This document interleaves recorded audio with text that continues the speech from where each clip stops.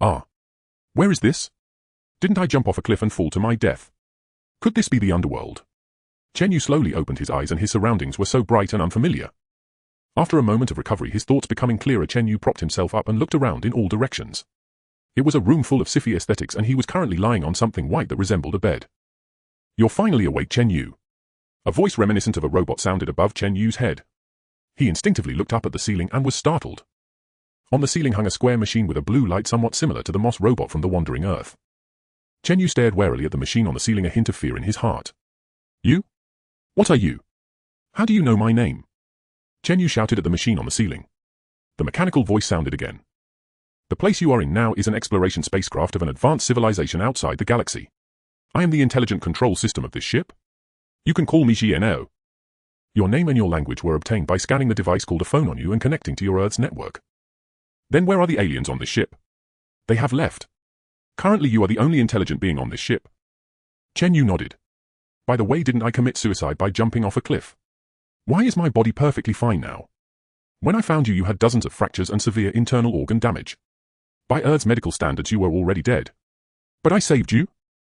Chen Yu recalled that earlier, because life was not going well, he had hiked to this desolate place to jump off a cliff. He never expected to be saved by this thing. Thinking of the endless mortgage and the mountain of debt and even his girlfriend breaking up with him last month because he was a failure, Chen Yu's mood grew low again. Wouldn't even death be allowed? Why did you save me? I came here to die. Death might have put an end to everything. You are the first intelligent being to appear near the ship with a brain development level reaching 3. You are qualified to become the captain of this interstellar exploration vessel. So I saved you? What do you mean? You want me to be the captain of this spaceship? Yes. You can obtain the captain's authority to operate the ship and do as you wish. But to gain the highest authority, you need to fulfill a condition. Chen Yu suddenly became interested. If he got this alien ship, he could sell it. No, sell it. With this thing, he would be a bank. Starting tomorrow, no more beef. Chen Yu thought excitedly. After all, this was an alien spaceship. Even the most basic technology could create a top-tier tech company. Chen Yu's previous despair vanished and he was filled with hope again. What condition must I fulfill to obtain the highest authority? You need to repair the ship's warp drive to achieve fast at-hand-light travel, then go to interstellar space and find the original crew of this ship. How can I fix it? This is an advanced civilization spaceship. You're asking too much of me. Indeed, it's a tall order. I have connected to your Earth's network and basically understand your current technological level. Repairing the warp drive is nearly impossible. However, with the ship's technology to assist you, you only need to find the materials for repair and there will be hope. By the way, how long have you been on Earth? According to Earth's time, this ship has been on Earth for 9803. For 157 years. Chen Yu's eyes widened in disbelief. Almost 10,000 years. Are you sure your alien crew is still alive? In our planet, civilization consciousness can be stored in special containers while the body is placed in hibernation. Theoretically, those crew members might still be alive. Chen Yu had no intention of helping GNAO find those aliens. Even if he could obtain just a little bit of the ship's technology, he would be fabulously rich. All right. Tell me more about the situation of this ship. All right. Chen Yu listened carefully to GNAO's explanation. It turned out that the ship was here because the alien ship from an advanced civilization had suffered a warp drive failure during a space jump. The aliens on board chose to take escape pods to a nearby planet. The main ship fell out of warp space and accidentally landed near Earth, captured by Earth's gravity. Before leaving, the aliens gave GNAO one final command. Any intelligent being that met the standard and approached could become the captain of this exploration vessel and obtain certain command authority. These permissions included flight authority, low-level scientific technologies from the ship's tech library, and standard conventional weapon systems. After listening to GNAO's explanation, Chen Yu basically understood what had happened. He had stumbled upon a treasure. This was an alien spaceship. Even with the lowest level authority, it would surely surpass any Earth aircraft. Hey robot, since I meet the conditions, it'll take on the role of captain. All right. Next, you need to go to the main control room. There you can bind your identity. Once the connection with the ship's intelligent brain is complete, you will be the real captain. Okay, lead me to the main control room. GNAO slid along the track on the ceiling of the corridor, guiding Chen Yu toward the main control room. Walking through the corridor, Chen Yu thought of a question. Hey machine, you've been here for 10,000 years. Hasn't the ship's energy run out? The ship is equipped with a controllable antimatter annihilation engine made by the advanced civilization. It can sustain the ship's operation for approximately 200,000 years. Wow, that powerful. Then which is better, this antimatter engine or a controlled nuclear fusion engine? Let me put it this way, the controlled nuclear fusion engine compared to the antimatter engine is like the difference between a candle and a volcano on Earth. To be honest, Chen Yu was stunned. If this technology could be mass-produced in the future, he would definitely become incredibly rich. Following the machine through several hatches, they arrived at the main control room at the very top of the ship. It was extremely siffy here, distinctly different from the ships seen in movies. The front of the main control room was pitch black. Chen Yu guessed it should be a huge glass panel. As for why it looked black outside, it was because the ship was buried underground. Through the light inside the main control room, he could see soil and rubble beyond the glass. In the center of the main control room was something resembling a seat. Chen Yu approached and confirmed it was indeed a seat, though its shape was quite peculiar. However, the seat was larger than a normal human seat, indicating that the aliens must have been larger than humans. Chen Yu, you can sit on the chair to complete the connection with the intelligent brain. Without hesitation, Chen Yu sat down. The originally loose and oversized seat suddenly, like clay, adjusted itself to his body shape.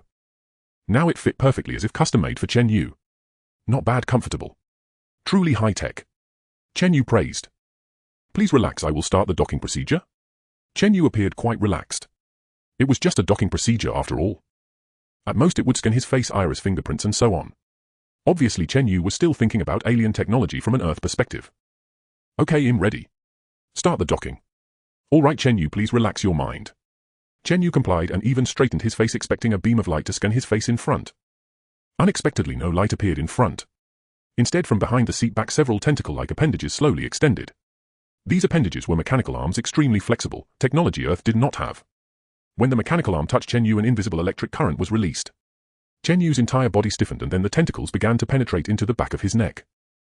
Chen Yu's expression instantly became wooden and his eyes became vacant.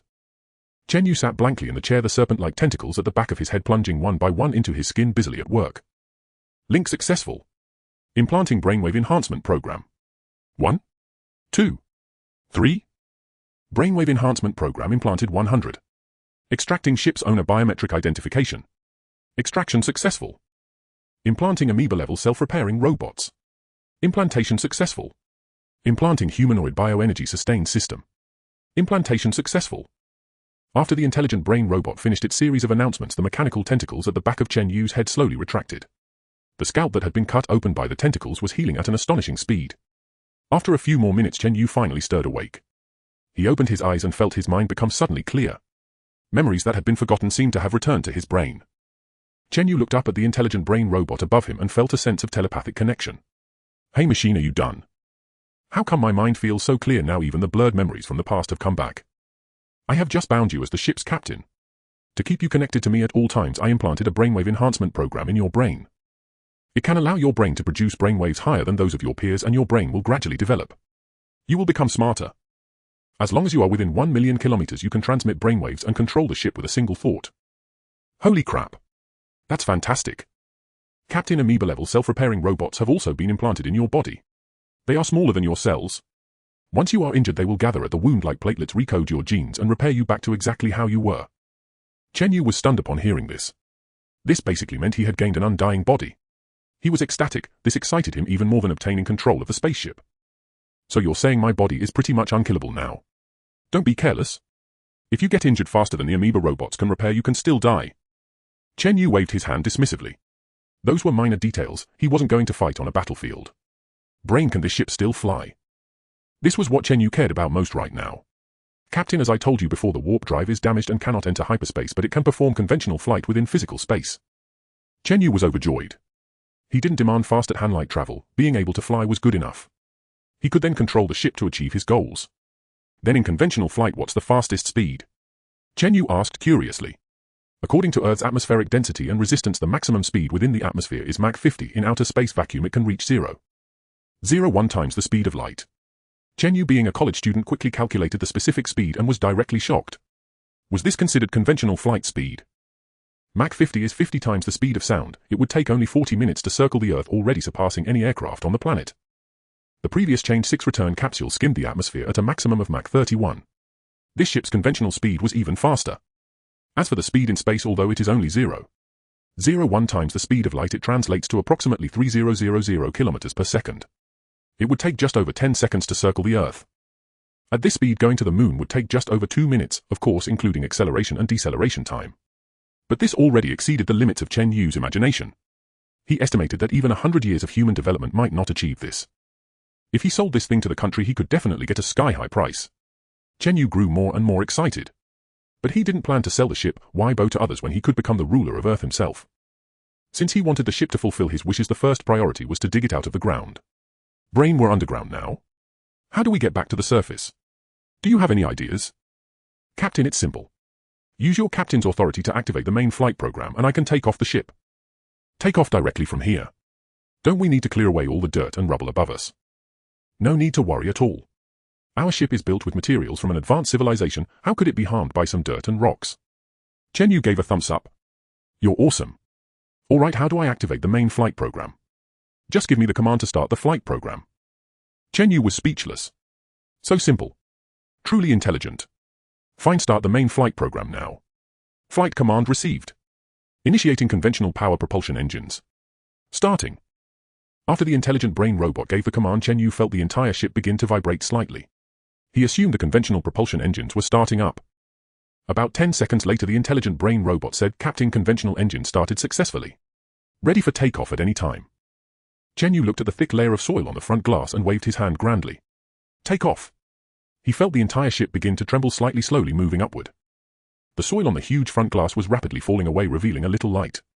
Gradually the ship rose higher and higher. It turned out there were huge glass panes not only in the front but all around. Chen Yu watched the dirt and rocks fall away from the surrounding glass panes, and below he could see the vast primeval forest. The front glass was also a huge screen displaying the full view of the entire ship. Like a 360-degree surround view camera in a car, Chen Yu finally saw the ship's shape clearly. The ship's appearance was similar to the Millennium Falcon from the movie Star Wars. But it was much bigger than the Millennium Falcon. The data displayed on the screen had been set to Chinese that Chen Yu could understand. Chen Yu saw the ship's dimension parameters: length 1200 meters, width 800 meters, height 300 meters. It was a true airborne behemoth, at least 140 times the volume of the largest aircraft carrier on Earth. This enormous object flying in the sky would probably terrify people if seen. Looking out from the main control room's huge glass, the ship was covered with mud and rocks, looking like it had just crawled out of a garbage heap. Brain, can we wash the ship? It looks filthy and I need to use it to make big money. Captain, of course. We just need to fly to the nearest sea, enter the water at a certain speed and wash off the mud. But Captain, are you short of money? Chen Yu coughed to hide his embarrassment. You should be able to check my bank account. I'm completely broke right now, still owe the bank $1 million mortgage plus high-interest loans from a failed business. Why else would I have tried to commit suicide? Captain, I have a way to make you rich on Earth. Chen Yu's eyes lit up. Really? Tell me, what's the way? Chen Yu was desperately short of money. Having even contemplated suicide to escape his debts, there was nothing he dared not do now. Hearing the AI mention a way to become wealthy, he immediately grew excited. Having infiltrated your Earth's network, I have fully comprehended your societal structure and national composition. The current technology on Earth is extremely primitive. You could register a tech company and produce high-tech products for sale. Although your authority only allows access to the most basic content in the tech database, the items you manufacture will still be far ahead of this era. Chen Yu's eyes lit up. He hadn't known such an option existed. Registering a company was simple enough, but manufacturing high-tech products required factories, didn't it? Where would he get the startup capital? You make it sound easy. Starting a business on Earth needs capital and making products needs factories. In Stonebroke. The production workshop is simple. The ship has 5 multifunctional production lines that can easily manufacture the tech products you need. Once you make money, you can build factories on Earth and expand the production lines. However, the raw materials for production on the ship are nearly depleted. So our current challenge is solving the funding problem.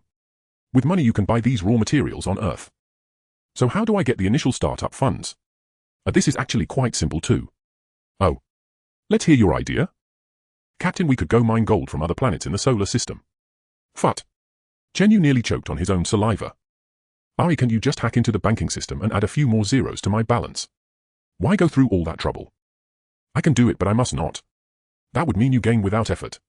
My principles forbid me from cultivating such a habit in you. Fine, but mining gold in space is quite interesting and incredibly cool. On Earth, gold is valuable. In the asteroid belt of the solar system, there are many asteroids composed of gold. We can go and mine a few hundred tons. Chen Yu snorted again, utterly stunned. Mining a few hundred tons of gold. This straightforward method of making money completely shattered his worldview. I haven't seen much of the world. Don't lie to me. The ship has specialized robots and mining equipment. Digging up some gold is easy. Alright, since you say so, let's go mine gold in space. In truth, Chen Yu was so excited he could barely contain himself. If they really brought back a few hundred tons of gold. Based on Earth's gold price, 1 ton of gold was worth about 400 million yuan. If they actually mined a few hundred tons, why would he even bother starting a company? Calming his excitement, Chen Yu asked the Aria, does our ship have any cool name? Captain, you can rename it. Then let's call it the Super Invincible Universe 1 battleship. Captain, you are quite humorous to come up with such a name, but the AI finds it immensely domineering. Ha ha. Of course. As expected of a robot from an advanced civilization, you've even learned to flatter. He Captain, the AI never flatters. It's just that your imagination is like a mighty river, something we AI machines can never match. Chen Yu was speechless, wanting to tell the AI to stop scanning those TV drama cliches online. Alright, first things first, let's go wash in the sea and get our #1 ship sparkling clean. Understood, Captain. The nearest sea area is the Bohai Sea of China. We will depart immediately. To avoid causing public panic, the ship will activate optical and radar stealth modes. Once in space, artificial gravity mode will automatically engage. Chen Yu praised the AI for its thorough thinking. He didn't doubt whether Earth's radar could detect his ship. If it were detected, he'd suspect Earth's radar was also alien technology. A ring of white light appeared around the #1 ship, some impressive technology presumably. Then the ship became faint and slowly blended into the sky. If a massive ship flew at supersonic speed within the atmosphere, it would generate a tremendous sonic boom and noise. If it traveled at full speed inside the atmosphere, such a large ship passing overhead could blow away cities on the ground, causing disaster. So Chen Yu had the ship first fly out of the atmosphere before heading towards China's Bohai Sea. Traveling through space was also much faster. After flying for only a short while, the ship came to a halt. Below lay the boundless sea. Under the AIS control, the ship plunged into the water. It then skimmed through the sea at an astonishing speed, sending seawater splashing up 100 meters high. Countless fish and shrimp must have perished, a grave sin, a grave sin. Once the #1 ship was clean, it lifted straight off and headed for the asteroid belt about 200 million kilometers from Earth.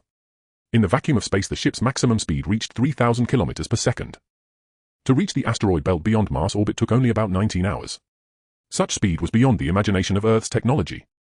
Consider that China's Chen-1 Mars probe took over half a year to fly from Earth to Mars orbit. Now Chen Yu, piloting an alien spaceship, would reach the asteroid belt a bit farther than Mars in under a day. After flying for several hours in space, Chen Yu's stomach growled. He realized it had been a long time since he jumped off the cliff and he hadn't eaten anything. His eyes suddenly lit up. When he jumped, there was a backpack with some biscuits left. Hey, was there a backpack with me when I jumped? Yes, I stored your backpack in the ship. I'll bring it to you now. A small hatch opened in the ceiling and a mechanical arm lowered the backpack, setting it before Chen Yu. Chen Yu hopped down from the command chair, opened his backpack and took out the biscuits, now crushed into crumbs. He sighed. Flying to the asteroid belt, mining and returning would take about 2 days. It seemed he'd have to survive on these crushed biscuits. Ignoring their powdery state, he grabbed a handful and stuffed it into his mouth. The AI robot watching Chen Yu eat promptly warned, Captain, tests show the nutritional content of what you're consuming is extremely low, essentially junk food. Chen Yu retorted, junk or not, it fills my stomach.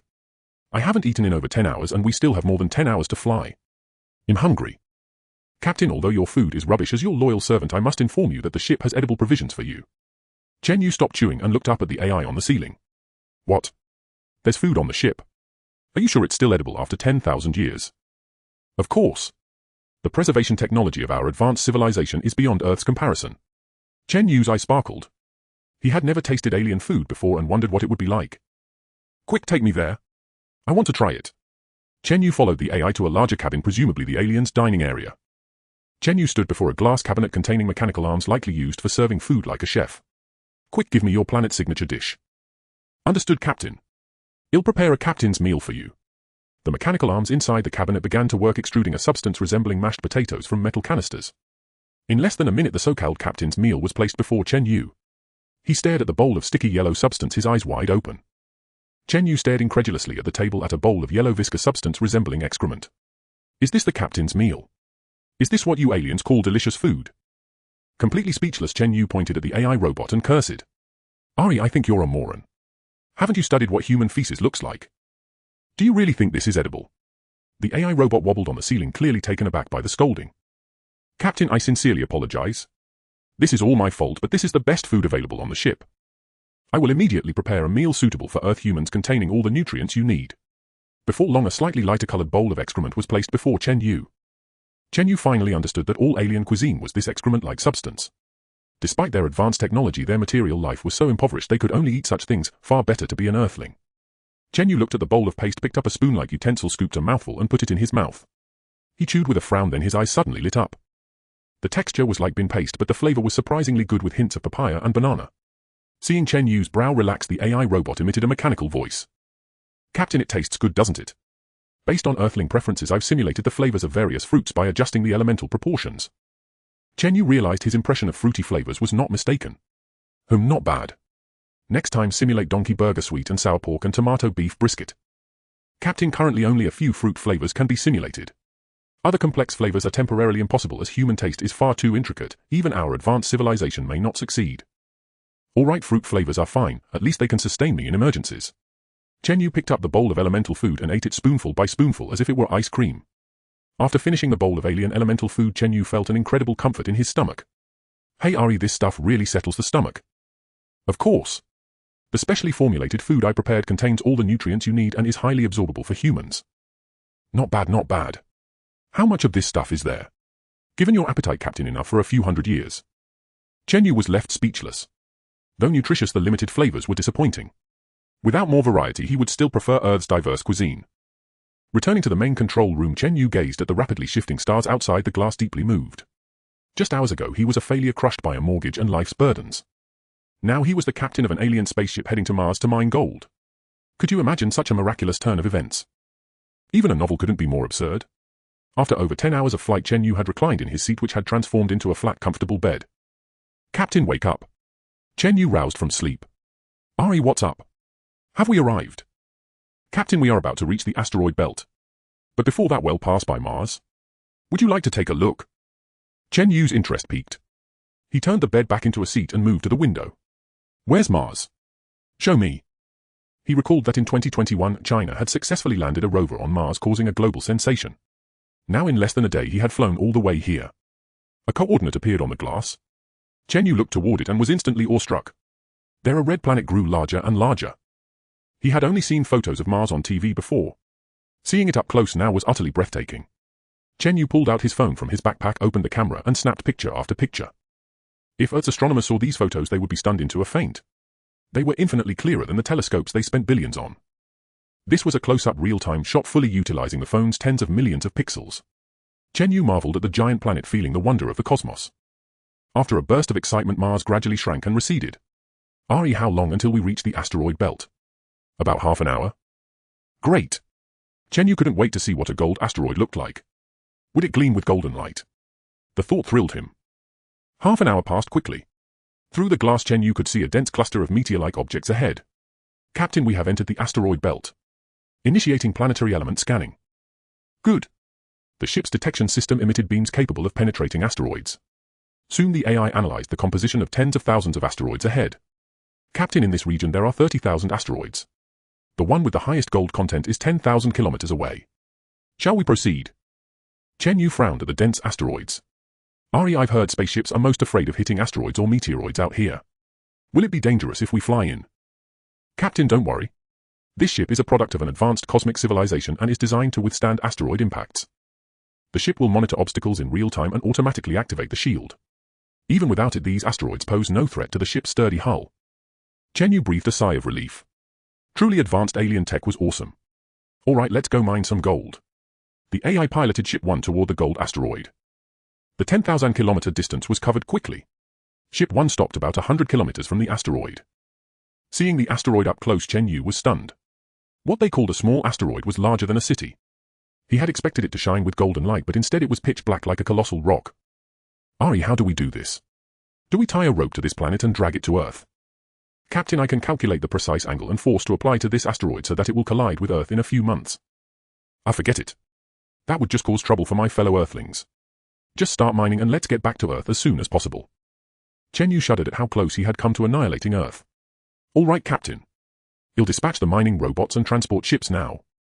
Chen Yu observed as several hatches opened on the side of Spaceship No. 1. A fleet of small transport vessels emerged, heading straight for the colossal golden asteroid. Seated in the command room, Chen Yu watched the live mining feed relayed by the transport vessels. The appearance of the mining robots differed from his expectations, at least they bore no resemblance to humans.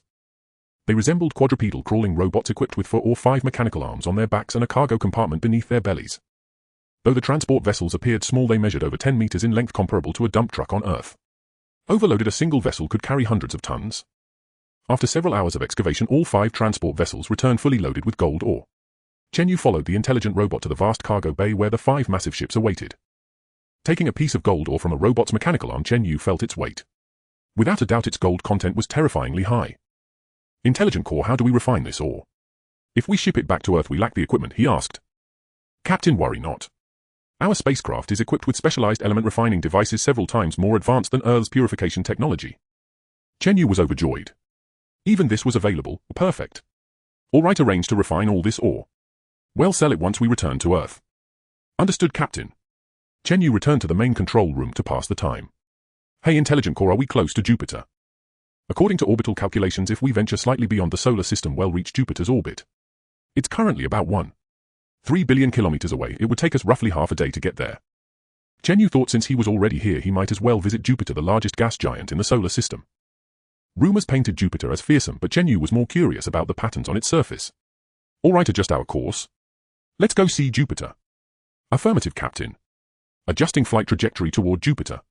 By the way, to kill time, hack into Earth's network and download some games for me to play.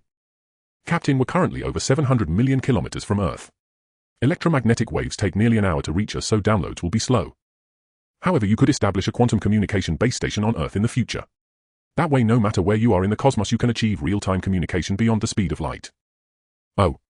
Not bad, not bad. Then I can stay connected to Earth while exploring space. Yes, once we're rich, we'll definitely build such a base station. After another half day of flight, Chen Yu was gaming on the main control room's glass screen when a massive brightness suddenly appeared behind it.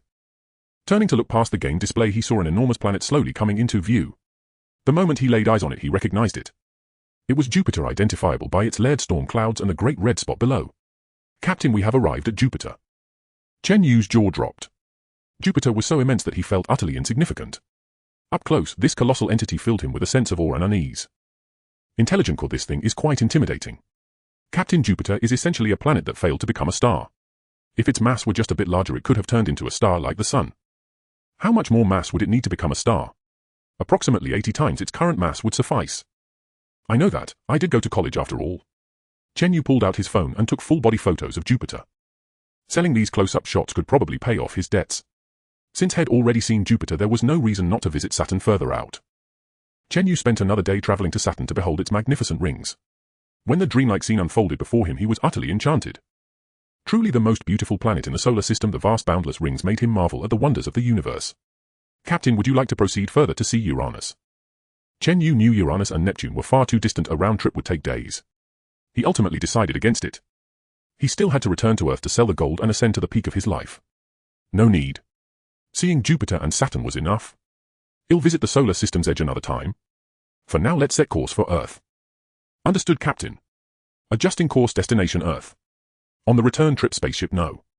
1 sped ahead at full throttle, reaching Earth's orbit in about 4 days. As the ship approached the moon, Chen Yu gave a sudden command. Intelligent Core, let's land on the far side of the moon. Understood, Captain. Spaceship No. 1 touchdown in a massive crater on the moon's far side. Captain, why land on the moon? Our ship is too huge. I haven't figured out where to park it on Earth yet. Once I sell the gold, I'll buy some land or maybe a small island in the Pacific as our base.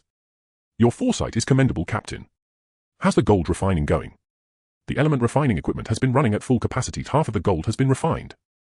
Chen Yu's eyes lit up. How much gold has been refined? In Earth's weight units, we've produced 730 tons of high-purity gold. Chen Yu gasped. Already? Already over 700 tons. Yes, Captain. His mind raced with calculations. A ton of gold could sell for nearly 400 million. 730 tons would be close to 300 billion, and that was only half refined. If the rest were processed and sold, he'd become Earth's richest person. Why even bother running a company? As Chen Yu dreamed of the future, the Intelligent Core spoke up. Captain, Earth's countries currently hold about 330,000 tons of gold reserves. If our gold floods the market, it will significantly devalue the price. Chen Yu frowned, realizing the issue. A massive influx of any commodity would crash its price. Moreover, he couldn't sell it openly. He was just a poor soul owing millions to the bank. Suddenly possessing hundreds of tons of gold would likely earn him nothing but a commendation. Thus the hundreds of tons of gold on the ship, though vast in quantity, were of limited practical use. I understand. Prepare a small landing craft. We'll take a dozen tons of gold back to Earth first. Once I build up my fortune, he'll bring the mothership back. Understood, Captain. He'll prepare the landing craft immediately. Chen Yu was confident that with these dozen tons of gold and the technological knowledge from the alien spacecraft's database, he could certainly make a name for himself on Earth. He aspired to become the world's richest man and even conquer the universe in the future. Having prepared everything, Chen Yu boarded a small landing craft carrying over a dozen tons of high-purity gold heading toward Earth. The primary mothership was left on the far side of the moon. The landing craft Chen Yu piloted was no ordinary vessel either, its exterior reminiscent of Star-Lord's ship from Guardians of the Galaxy. It was powered by a miniature antimatter annihilation engine for single refueling with antimatter fuel could sustain operation for 1,000,000 years. Though compact, measuring 30 meters in length, the interior space was decent, and more importantly, it was equipped with alien weaponry. Chen Yu believed his small landing craft alone could overwhelm the air forces of every nation on Earth. The AI guided the craft as it slowly approached Earth's orbit. Captain Stealth Mode is active. Please set a landing location. First take me home. Then find a secluded spot to dock and make sure you're not discovered by the authorities. Understood, Captain. The ship, cloaked in stealth, landed in a vacant area near a residential complex in Huaguo's Jiangcheng city. Chen Yu stuffed several gold bricks into his backpack, planning to sell them first to settle his debts. As he stepped off the landing craft, the hatch closed silently and he saw only a blur vanish into the sky. Presumably it was heading off to find a hidden parking spot. Chen Yu walked toward his house, which had been seized due to his inability to pay the mortgage he'd taken out 3 years ago. At the door, the court seal was still intact. He pulled a key from his backpack, tore off the seal and entered. It was already evening. Chen Yu planned to rest here for the night and sell a gold brick tomorrow to pay off his mortgage. Using the last few dozen yuan on his phone, he ordered delivery. When the delivery driver arrived at Chen Yu's door, he found it odd to see the door covered in seals, thinking he'd gotten the wrong address, but someone was inside. "Bro, your place is quite unique," the delivery guy joked. Chen Yu, his mindset now changed, responded with a smile. "Yeah, I couldn't afford the mortgage, so the court seized it. But he'll pay it off tomorrow." The delivery guy just chuckled and offered a suggestion before leaving. "Buddy, if things get tough, you can always come deliver for our company." Chen Yu closed the door. Delivering food was probably never going to be his path. After eating, Chen Yu rested. The next morning, while he was sound asleep, the AI's voice echoed in his mind. "Captain, wake up. Captain, wake up." The AI transmitted via brainwaves, the sound reverberating in Chen Yu's head. "Damn, so early. What are you yelling about in my head?" "Captain, didn't you ask me to wake you at 8 a.m. last night?" Chen Yu then remembered he had indeed instructed the AI to wake him, and this alarm was certainly punctual. "All right, got it. Let me sleep a bit more." Chen Yu drifted back to sleep, but less than an hour later he faintly heard voices outside his door. Chen Yu bolted upright in bed. He was certain there were sounds outside the bedroom, and before he could get up, his bedroom door was pushed open. Looking toward the door, he saw a saleswoman in a suit and a couple standing there. Chen Yu instantly guessed their purpose. The saleswoman, seeing Chen Yu in bed, frowned and asked, "Who are you? This house has been seized by the court.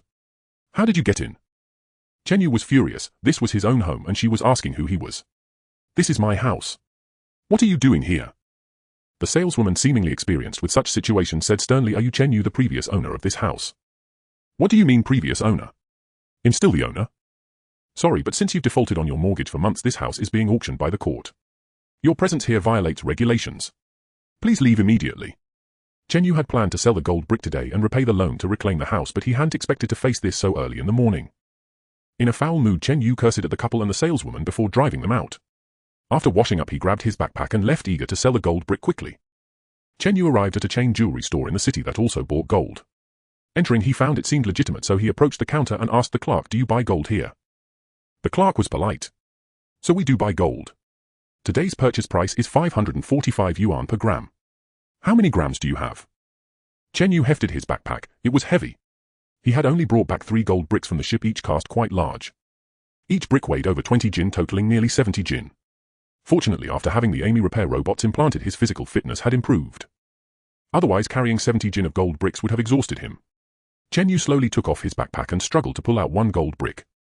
When the clerk saw the massive gold brick Chen Yu produced, his eyes widened. It was the largest he had ever seen. Chen Yu placed the brick on the counter. "Check it out. How much does it weigh and how much can I get for it?" The clerk's hands trembled as he lifted the brick, which was about half the size of a standard construction brick. Based on his experience, the clerk judged it to be genuine. Such a large transaction was beyond his authority, so he quickly called for the manager. Soon a portly man in a suit came to the front desk. Seeing the gold brick on the counter, he too stared in disbelief. "So is this gold brick yours?" Chen Yu frowned. "If it's not mine, is it yours?"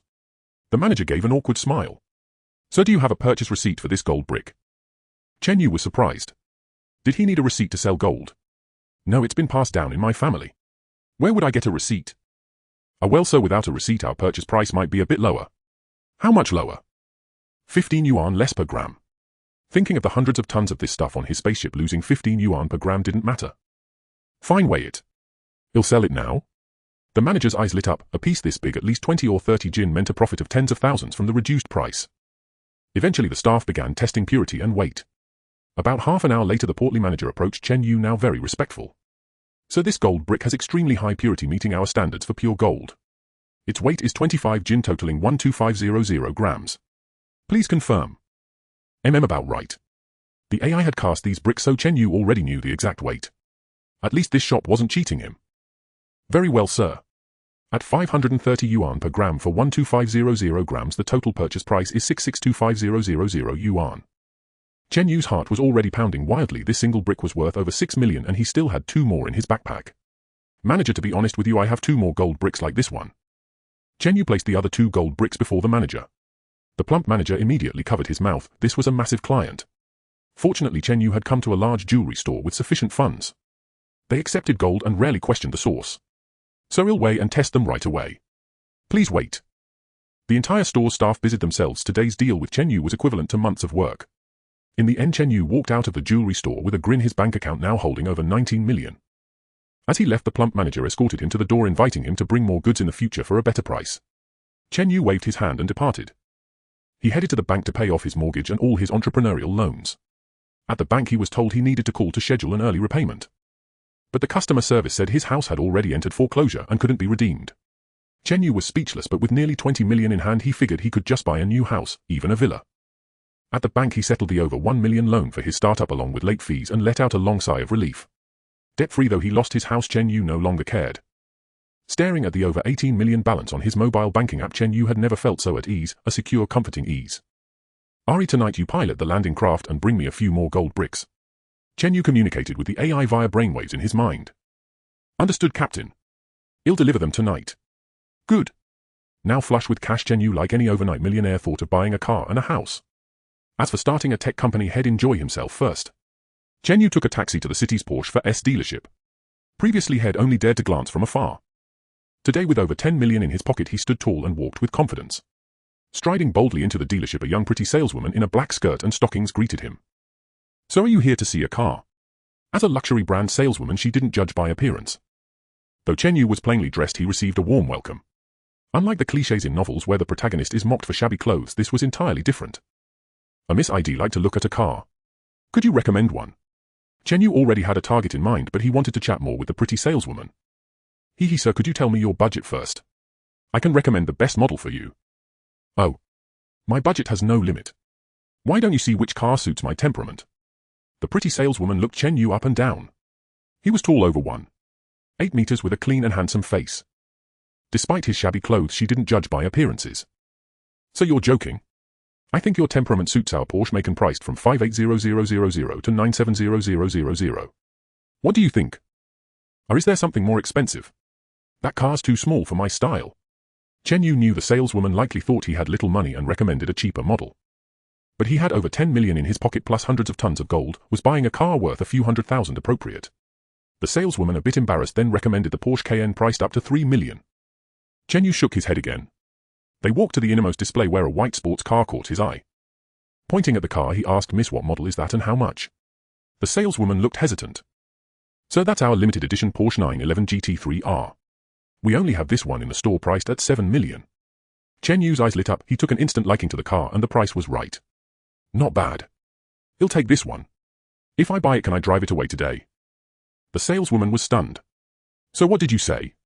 You want to buy this car? Chen Yu nodded with a smile. The car had been on display for over a month due to its high price. People usually just looked. With 7 million, they'd rather buy a Lamborghini. Yes, I want this car. Swipe the card now. The bewildered saleswoman led Chen Yu to the signing room. Then she brought in a man, presumably the manager, who handed Chen Yu a list. Sir, as you know, our Porsche must come with add-ons to be sold. Here's the list of additions. Chen Yu glanced at it unfazed. Calculate the total price. By the way, I want to drive it away soon. Handle the license plates as quickly as possible. Of course. So we'll calculate the price now. Once you pay, we'll process it immediately. Good. After a few minutes, the pretty saleswoman brought a contract. The base price was 7 million. Add-ons cost 400,000, purchase tax 680000, and registration and insurance over 600,000, totaling 15 million. Without a word, Chen Yu handed over his ID and swiped his card. When the payment went through, the manager and saleswoman stared at Chen Yu in disbelief. He was clearly a super-rich second generation buying an 8 million car without blinking. The manager took the contract and Chen Yu's ID to handle the vehicle paperwork. The pretty saleswoman stayed in the signing room to chat with Chen Yu. From the contract, she learned his name. Mr. Chen, you can call me Shiro. I've never met such a generous customer like you. Oh. Shiro, your name is lovely. Chen Yu felt confident now, having spent over 8 million. Why not flirt a little with the saleswoman? Hee mister? Chen, how about we add each other on WeChat? You can contact me for car maintenance and such. Sure. Chen Yu pulled out his phone and exchanged WeChat with Su Ru. Mister? Chen, what do you do to be so rich? Me. You'll probably go into tech. Tech? Mister? Chen, you're amazing. Chen Yu chuckled inwardly. When you're rich, people flatter whatever you say. After chatting with Su Ru in the signing room for about an hour, the manager walked in with a stack of documents. Mister? Chen, your car paperwork is all done. It has temporary plates. When the permanent plates arrive, he'll have Shiro contact you to install them. Good, thank you for your hard work. Chen Yu took the documents and car keys from the manager, then asked the expectant Su Ru with a smile, Shiro, do you have time for lunch? I'm not familiar with the area. Where's a good place to eat? Su Ru would be clueless not to catch Chen Yu's hint. The manager also signaled her to agree. This was a major client. A mister? Chen, I know a restaurant nearby with great food. How about I treat you to lunch? With this deal, Su Ru could earn tens of thousands in commission, so treating Chen Yu to a meal was certainly not out of the question. He Xiao Ru, you're too kind. I should be the one treating you. Let's go. Su Ru quickly nodded her little head and obediently followed behind Chen Yu. His limited edition Porsche 911 was already parked at the entrance of the 4S dealership, as he had refused the flashy car delivery ceremony. Getting into the car with Su Ru, they drove away from the dealership. The manager watched the car leave and whispered to another salesperson nearby. Xiao Ru might just land herself a wealthy man this time. Who knows if she'll even come back to sell cars anymore. Sai youth truly is a blessing. Xiao Ru just graduated and already has such luck. I envy her. Following Su Ru's directions, Chen Yu arrived at a nearby shopping mall. After parking the car, the two went upstairs to a restaurant with good reviews. Once they ordered their dishes, Chen Yu began to carefully observe Su Ru. She was still wearing her 4S dealership sales uniform, a white blouse and grey blazer paired with a black skirt and stockings. It had to be said, from the moment Chen Yu stepped into the Porsche dealership, he was captivated by this girl's figure and looks. Buying such an expensive car might also have been a way to show off in front of this beautiful saleswoman. Looking at the lovely Su Ru before him, Chen Yu couldn't help but think of his ex-girlfriend who had been with him for 3 years. He recalled the words she said when they broke up, calling him worthless, a failure, the scum of society. Chen Yu laughed bitterly at the thought. Now that he had money, beautiful women were taking the initiative. Back when he was poor, his girlfriend treated him like a dog. Sigh. Chen Yu let out a sigh. Su Ru asked cautiously, mister? Chen, why are you sighing? Could someone like you also have worries? Chen Yu smiled faintly. I used to have plenty of worries, but now they'll probably slowly disappear. Oh, I see. You must have been thinking about the past, right? Hey, you're very sharp. I was thinking about my ex-girlfriend. A month ago she said I was poor and hopeless like mud that couldn't be propped up, so she broke up with me. Su Ru was astonished. Mister? Chen, you must be joking. Today you bought a sports car worth over 8 million. How could your girlfriend break up with you? Forget it, you probably wouldn't understand even if I explained. Let's just eat. After a pleasant meal, Chen Yu paid the bill and left with Su Ru. Arriving at the parking lot and getting into the car, Chen Yu asked Xiao Ru, do you have time this afternoon? Su Ru's pretty face flushed slightly and she seemed a bit shy. Yes. I have time. Hey, good.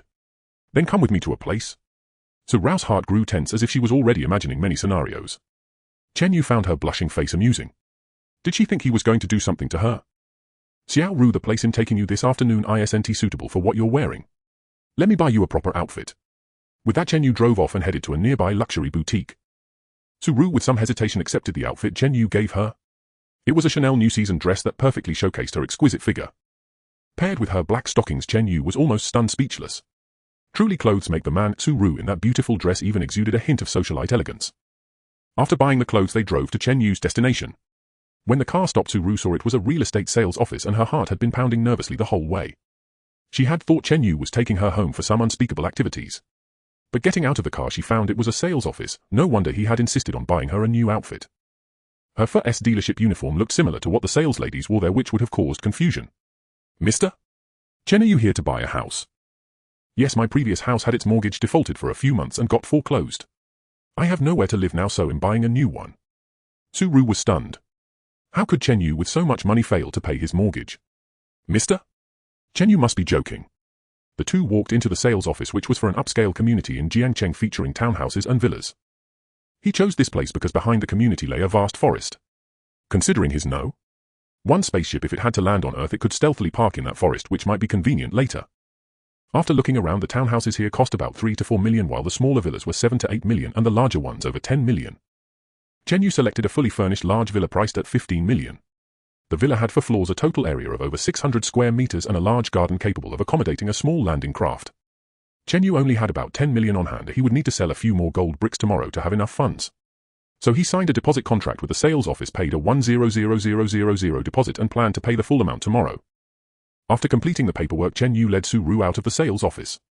By now Su Ru's eyes were practically sparkling as she looked at him. She was fully convinced that Chen Yu was an ultra-rich second-generation heir.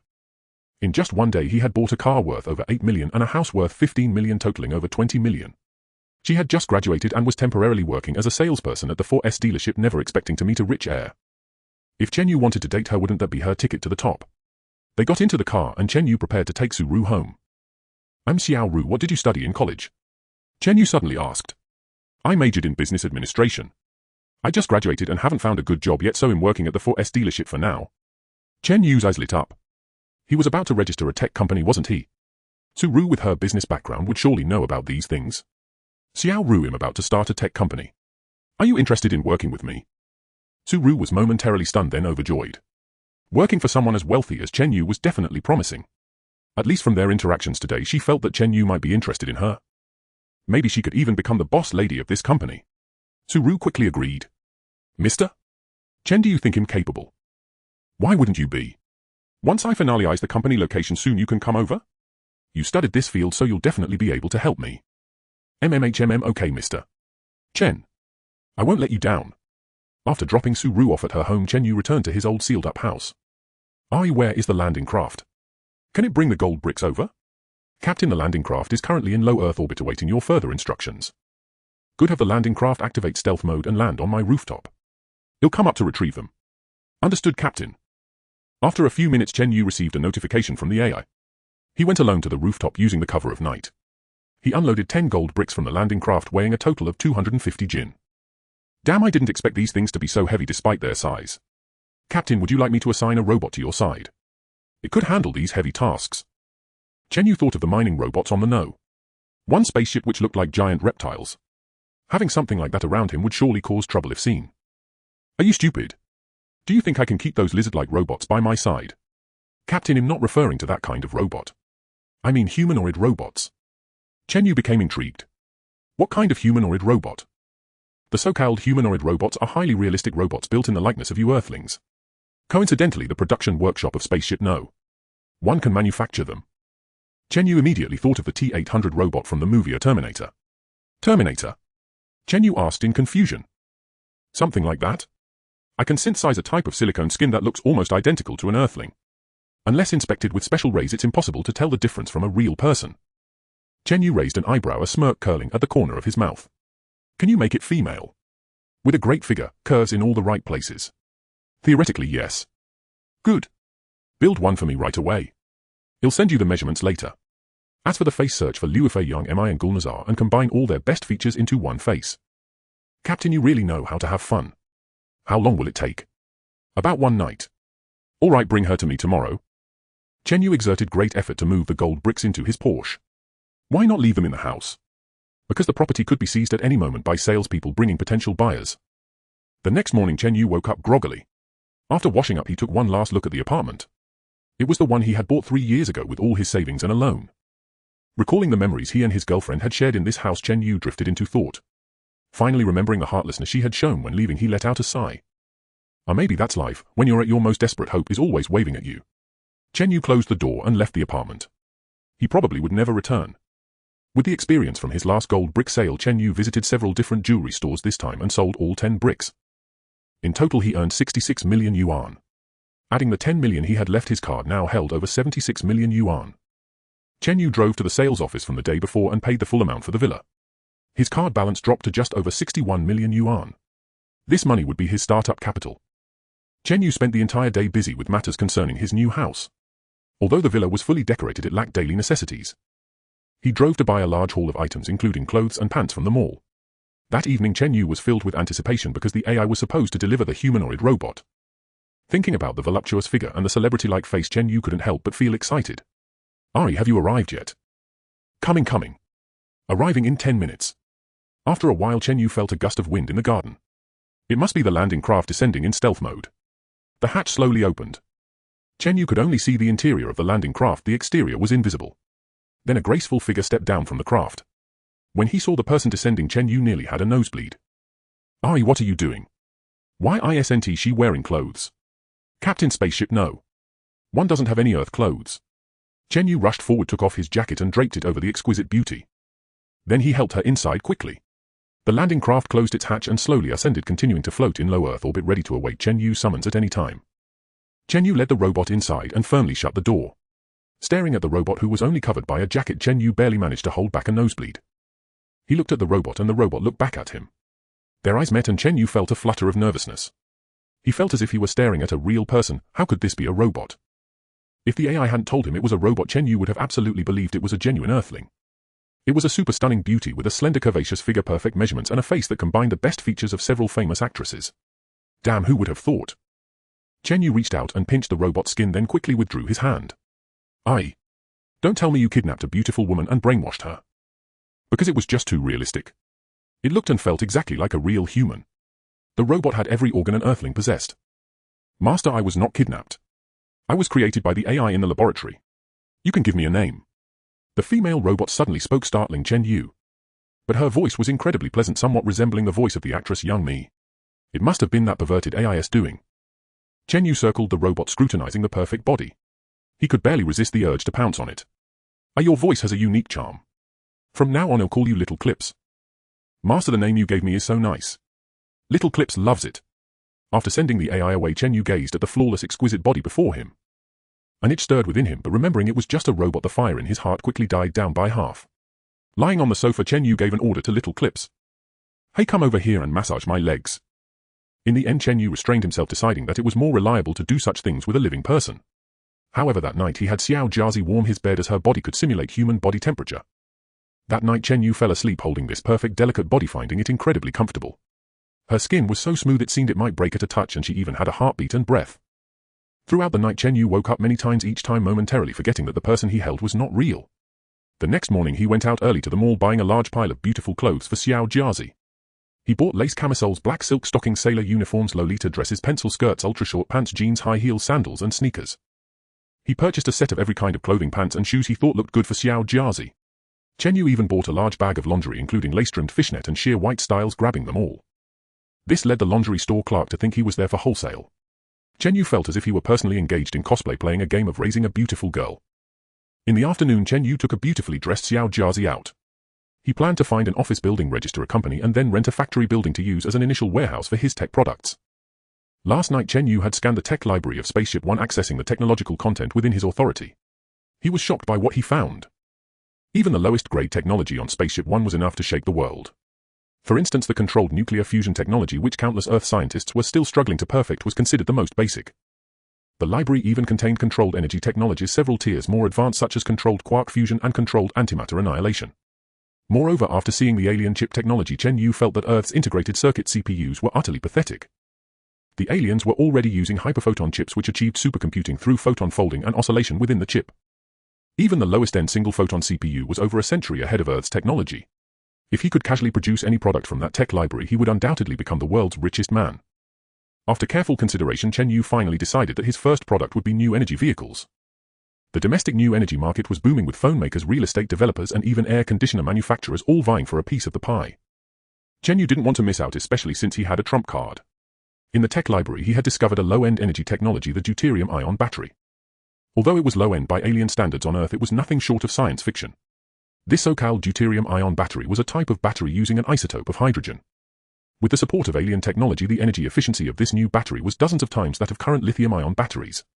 The best electric cars on Earth could travel 600,800 kilometers on a single charge. With this deuterium-ion battery, they could travel thousands of kilometers, and charging was simple. Using a specially reinforced high-voltage charging station, it could achieve 5,000 kilometers of range with just a 5-minute charge. This was even more impressive than gasoline.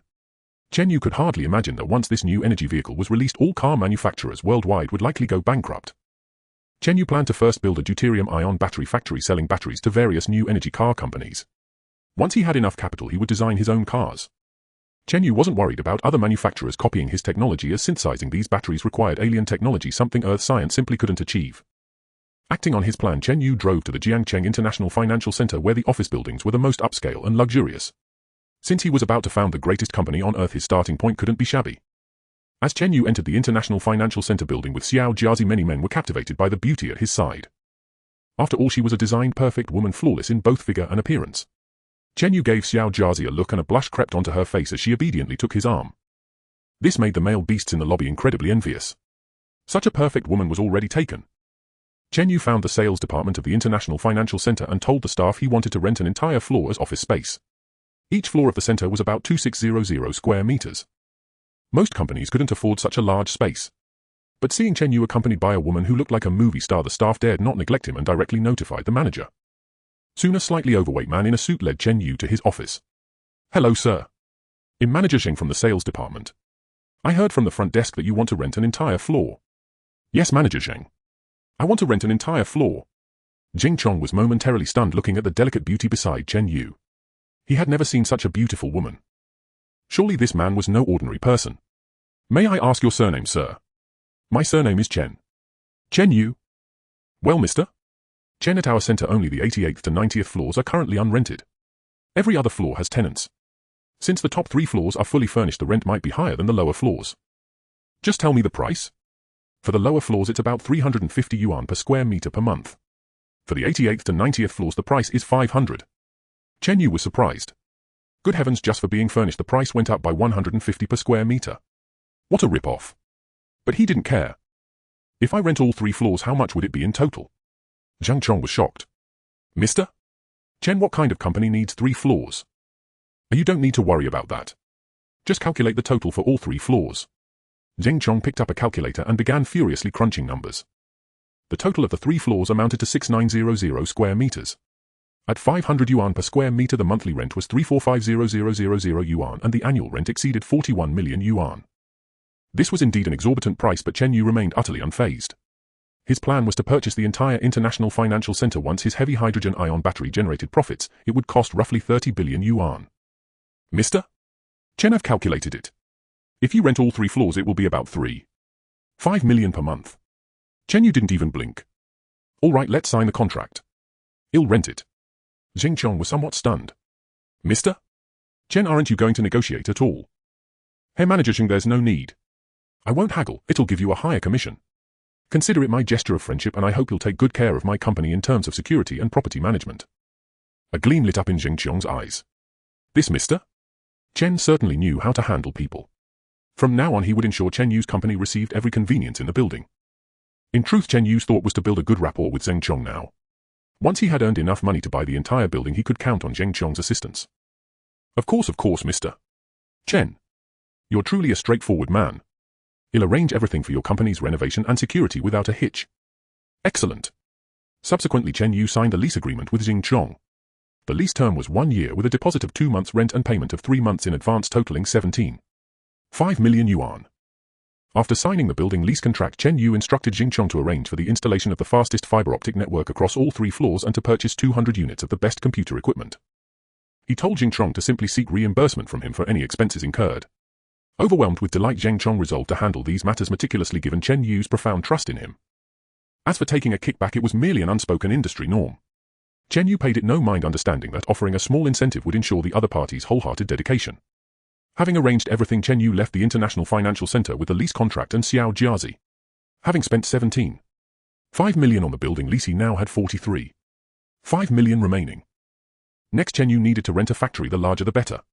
After scouring the internet, he found no factory listings, only numerous commercial property rentals. Just then Chen Yu received a message on his WeChat. Opening it, he saw it was from Su Ru. "Mr. Chen, are you busy? How is your office search going?" A faint smile crossed Chen Yu's face. This girl was worried he might not need her services. He typed his reply. "The office is already rented right in the city center's CBD, the International Financial Center." "Wow, Mr. Chen, you're amazing. Renting an office at the IFC, my classmate works there and it's so impressive." "Really? You can work there too from now on. I'll reserve a huge office for you." Mr. Chen, I don't know what I can do. Save the big office for someone who needs it, it'll be fine with just a desk." With a shy emoji, "By the way, I also need to rent a factory, the larger the better." Where can I find such resources? On the other end, Su Ru pondered for a moment. She recalled that a client who came to see a car last week had mentioned a factory for sale. So Su Ru messaged Chen Yu, I had a client last week who said there's a factory for sale. Let me find his contact info. Great, if you help me with this, he'll give you a raise. MMHMM. Cute emoji. About 10 minutes later, Su Ru messaged again. Mr. Chen, I've spoken with him. He wants us to go to his factory to discuss in person. Sure, he'll pick you up and we'll go together. All right, come on over. Chen Yu drove directly to the Porsche for S store with Xiao Jiazi. Upon arriving at the store entrance, Chen Yu opened the door and saw Su Ru standing there dressed in a change of clothes, looking radiant. Chen Yu smiled and approached, apologizing. Sorry, I didn't plan ahead. My car only seats 2 and I brought my secretary today. How about I leave her here at your store and we go together? Then Su Ru saw Xiao Jiazi stepping out of the passenger seat of the Porsche 911. As Xiao Jiazi got out, the male sales staff in the store, as if receiving a signal, all rushed to the doorway. Gazing at the stunningly beautiful woman, the salesman, who recognized Chen Yu, cast envious glances his way. Truly worthy of Boss Chen, the women by his side were always gorgeous. Seeing a woman who looked like a celebrity emerge from Chen Yu's car, Su Ru was dumbfounded. A surge of jealousy welled up inside her. Noticing Su Ru staring blankly at Xiao Jiazi, Chen Yu quickly said, I don't mind her. She's my secretary. Let's go discuss the factory lease, she can wait here. Xiao Jiazi politely stepped forward and extended her hand. Hello, I'm Chen Yu's secretary. My name is Xiao Jiazi. Chen Yu was speechless. He hadn't anticipated such an awkward situation when he named her. Su Ru looked at Xiao Jiazi and Chen Yu with astonishment. What kind of name was that? Xiao Jiazi. Ah? Hello, I'm Su Ru. If you have things to do, go ahead. Don't worry about me, we'll wait here for the boss to return. With that, Xiao Jiazi sat obediently on the sofa in the Foot S store, drawing exclamations from the male sales staff. They were already planning to bring her tea and water to strike up a conversation. Su Ru eyed Xiao Jiazi warily. This woman was too beautiful, with a figure that seemed straight out of a manga. The fact that she was Chen Yu's secretary dealt a heavy blow to Su Ru's confidence. With such a rival, her hopes of becoming the boss wife seemed slim. Just as the two were about to leave, the 4S store manager stopped Chen Yu. Hey, mister. Chen, you're our honored guest. Since your car can seat 3, I can lend you our showroom car, a 4-seat Panamera. Chen Yu's eyes lit up. That would work, all 3 of them could go. Great, you're too kind, manager. Hey, mister. Chen, as long as you're satisfied. Su Ru shot a glare at her manager, annoyed that he wasn't reading the situation. But the manager was merely trying to please Chen Yu. In the end, Chen Yu drove a Panamera with Su Ru in the passenger seat and Xiao Jiazi in the back. In the car, Su Ru couldn't help asking, Mr. Chen, your secretary is really beautiful. Where did you find her? Chen Yu replied casually to her. I hired her last night, but she's just for show. Su Ru didn't understand what he meant. Mister? Chen, what do you mean by just for show? It means she's only good to look at. She? Well, forget it, you wouldn't understand. Su Ru looked at him with a puzzled expression, not grasping his meaning. Then from the back seat, Xiao Jiazi spoke in a coquettish voice. HMPH, master, I'm actually usable. Why won't you even try and claim him not? I can do it, I promise, to make you unable to resist. Phut. Chen Yu nearly spat out blood. Xiao Jiazi's provocative words were lethal. Su Ru frowned, wondering what exactly Xiao Jiazi meant. And why did she call Chen Yu master? What did she mean by usable and unable to resist? Was it about that? Hey Xiao Ru, don't listen to her nonsense. She's a bit off in the head. As he explained, Chen Yu pointed to his head. This infuriated Xiao Jiazi and a petulant voice came from the back. HMPH, master, I'm angry now. You said I have a problem with my head, but I'm a genius with an IQ over 250. Right, 250. 250. Su Ru finally realized the impossibly beautiful woman in the back probably did have some mental issues. She turned and looked at her with sympathy. Hey Miss Su, why are you looking at me like that? Based on my understanding of humans, your gaze just now carried pity, sarcasm and irony. But I don't need that from you. Su Ru widened her eyes, but seeing she hadn't been mistaken earlier, this beauty's mind was indeed severely afflicted. Fortunately, her own advantage remained intact. Hey, why does your expression grow more sympathetic toward me? There's nothing wrong with my mind. The little chatterbox was still quibbling, no defending herself. Chen Yu and Su Ru had already ceased to pay her any heed, leaving her to babble incessantly behind them. In truth, the little chatterbox had only just been created. She still had much to learn. Once she had dwelled long enough in human society, she would become entirely like an earthling, and she would also develop emotions akin to those of humans. But for now, she clearly hadn't reached that point yet. Her speech was still somewhat incoherent. Following the navigation Su Ru had sent him, Chen Yu drove for over an hour, arriving at the outermost suburbs of the entire Jiangcheng city. He even drove along a particularly terrible dirt road before stopping in front of a colossal factory building. As Chen Yu stepped out of the car, he sensed the dilapidation of the structure, though its area indeed appeared considerable. Good heavens, it's certainly huge, but it's a bit remote and run down. Chen Yu remarked. A mister? Chen, I had no idea it was this remote here. If you think the location is no good, we can just inform President Wu and leave. No need. I find this place quite suitable. Though it's remote, once our product makes a name for itself, this area could very well become an industrial zone. Su Ru gazed at Chen Yu with reverence as if all of this would come true. Let's go, let's head inside and talk with President Wu. All right. Chen Yu led the two beauties into the dilapidated factory building. The interior was desolate with sticks and brooms scattered on the floor. Clearly it had gone uncleaned for a long time. Just as Chen Yu and his companions were about to seek out President Wu's office, a portly man on the balcony of a small shabby building within the factory shouted to them, "Hey, over here." Su Ru looked over, her expression brightening with surprise. Mister? Chen, that's President Wu. Let's go up. Chen Yu arrived at President Wu's office and the obese man led the three of them inside. He furtively glanced toward the factory gate, then quickly shut the door. Chen Yu couldn't help but show a look of surprise. President Wu settled into his equally worn-out executive chair. He scrutinized Chen Yu and the little chatterbox behind him, a barely perceptible shock flickering across his face before he spoke with a beaming smile. Hey, so you're Mr. Chen, right? Xiao Su mentioned to me that you're looking to buy a factory, correct? If you offer a fair price, well, sign the contract as soon as possible.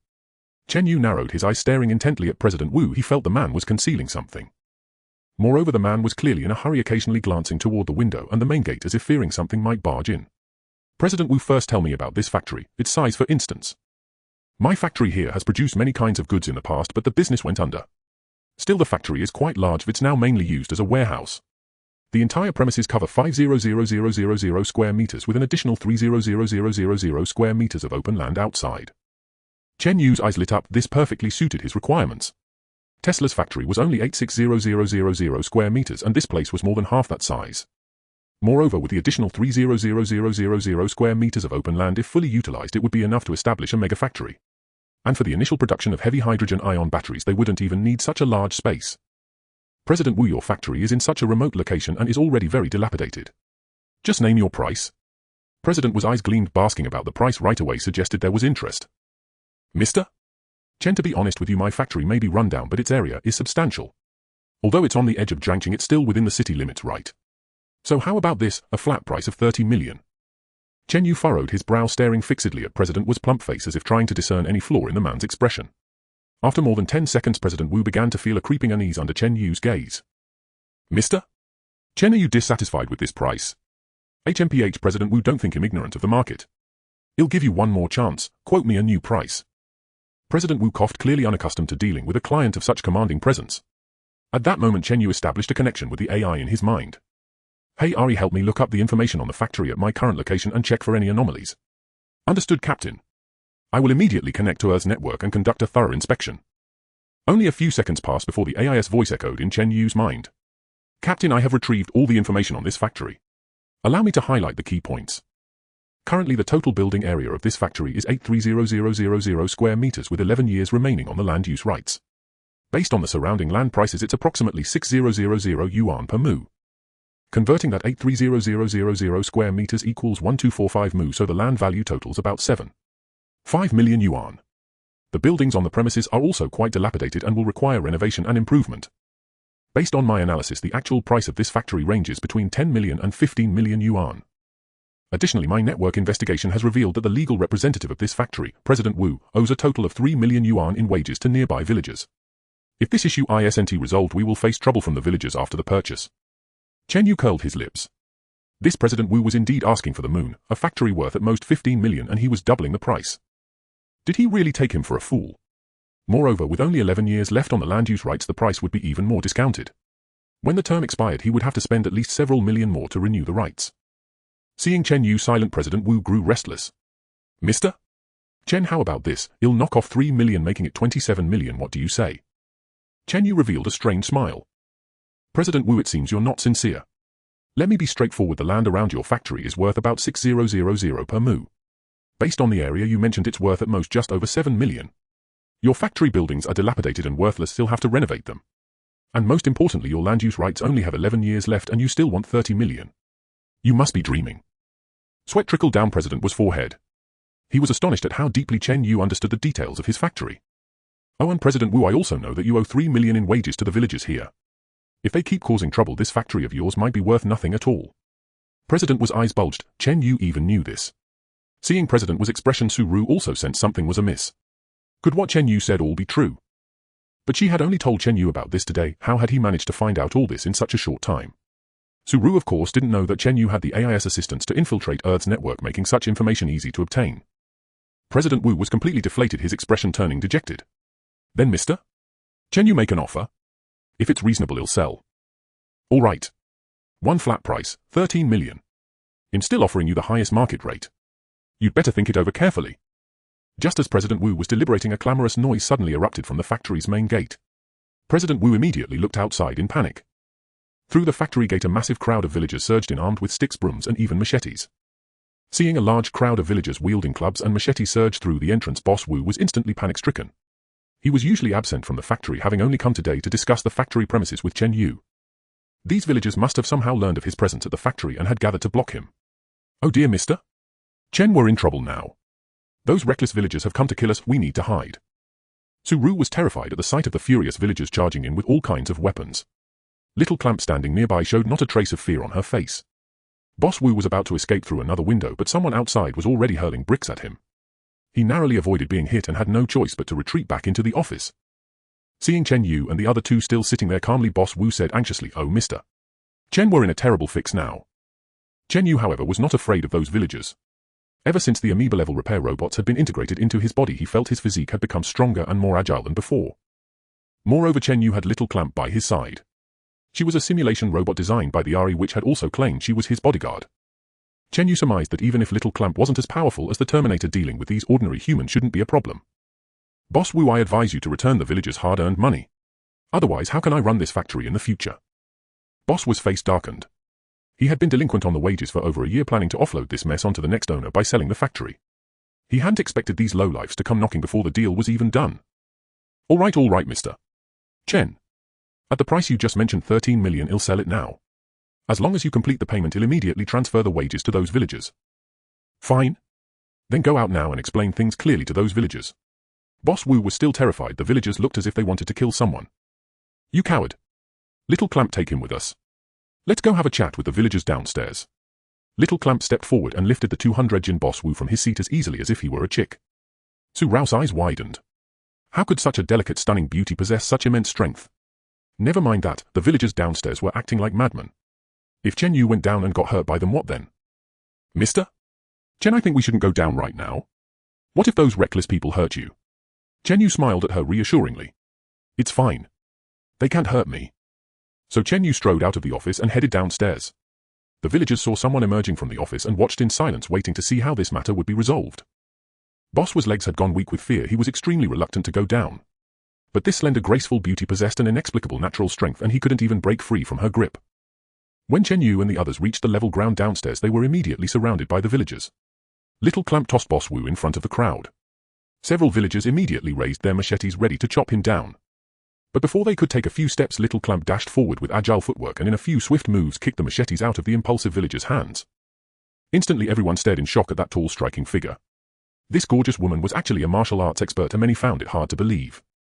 Chen Yu was also astonished by Little Clamp's formidable strength. She had clearly been holding back if she had unleashed her full power. Those villagers would likely have been killed or crippled with a single punch. Seeing the villagers cowed, Chen Yu shouted at them, "Everyone quiet down." The villagers then turned their gaze to the tall, upright man in the center, who seemed to be the key figure here. Once the villagers had quieted, Chen Yu spoke calmly, "I am the next owner who is about to purchase this factory. I have already arranged with Boss Wu that he will pay back all the wages he owes you. Everyone stop making trouble now. If you kill Boss Wu, you won't get your money and you'll end up in prison." Hearing that their wages would be paid, the villagers' faces lit up with excitement. "Why should we believe you? That fat Wu has made countless excuses over the past year, always saying he'd pay us but then he'd vanish. You're all liars. I think you're just a shill hired by that fat Wu." A middle-aged man wielding a machete roared at Chen Yu. As soon as he finished, the villagers began to grow restless again. Indeed, that fat Wu had deceived them countless times before, using the same excuses and then disappearing. Chen Yu was speechless. This Boss Wu really was a piece of work. "Everyone calm down. He'll pay your wages. He'll have the finance department settle them right now." As he spoke, Chen Yu gave the petrified limp Boss Wu a kick. "Get up. Let's sign the contract. The price is 10 million. He'll use the other 3 million to pay the wages."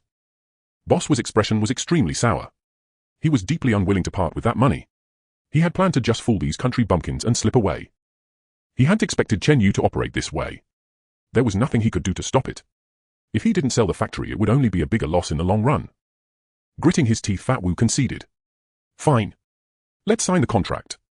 10 million it is. The villagers felt that this time things seemed different. Soon the timid factory accountant stepped forward and handed Chen Yu the villagers' payroll records.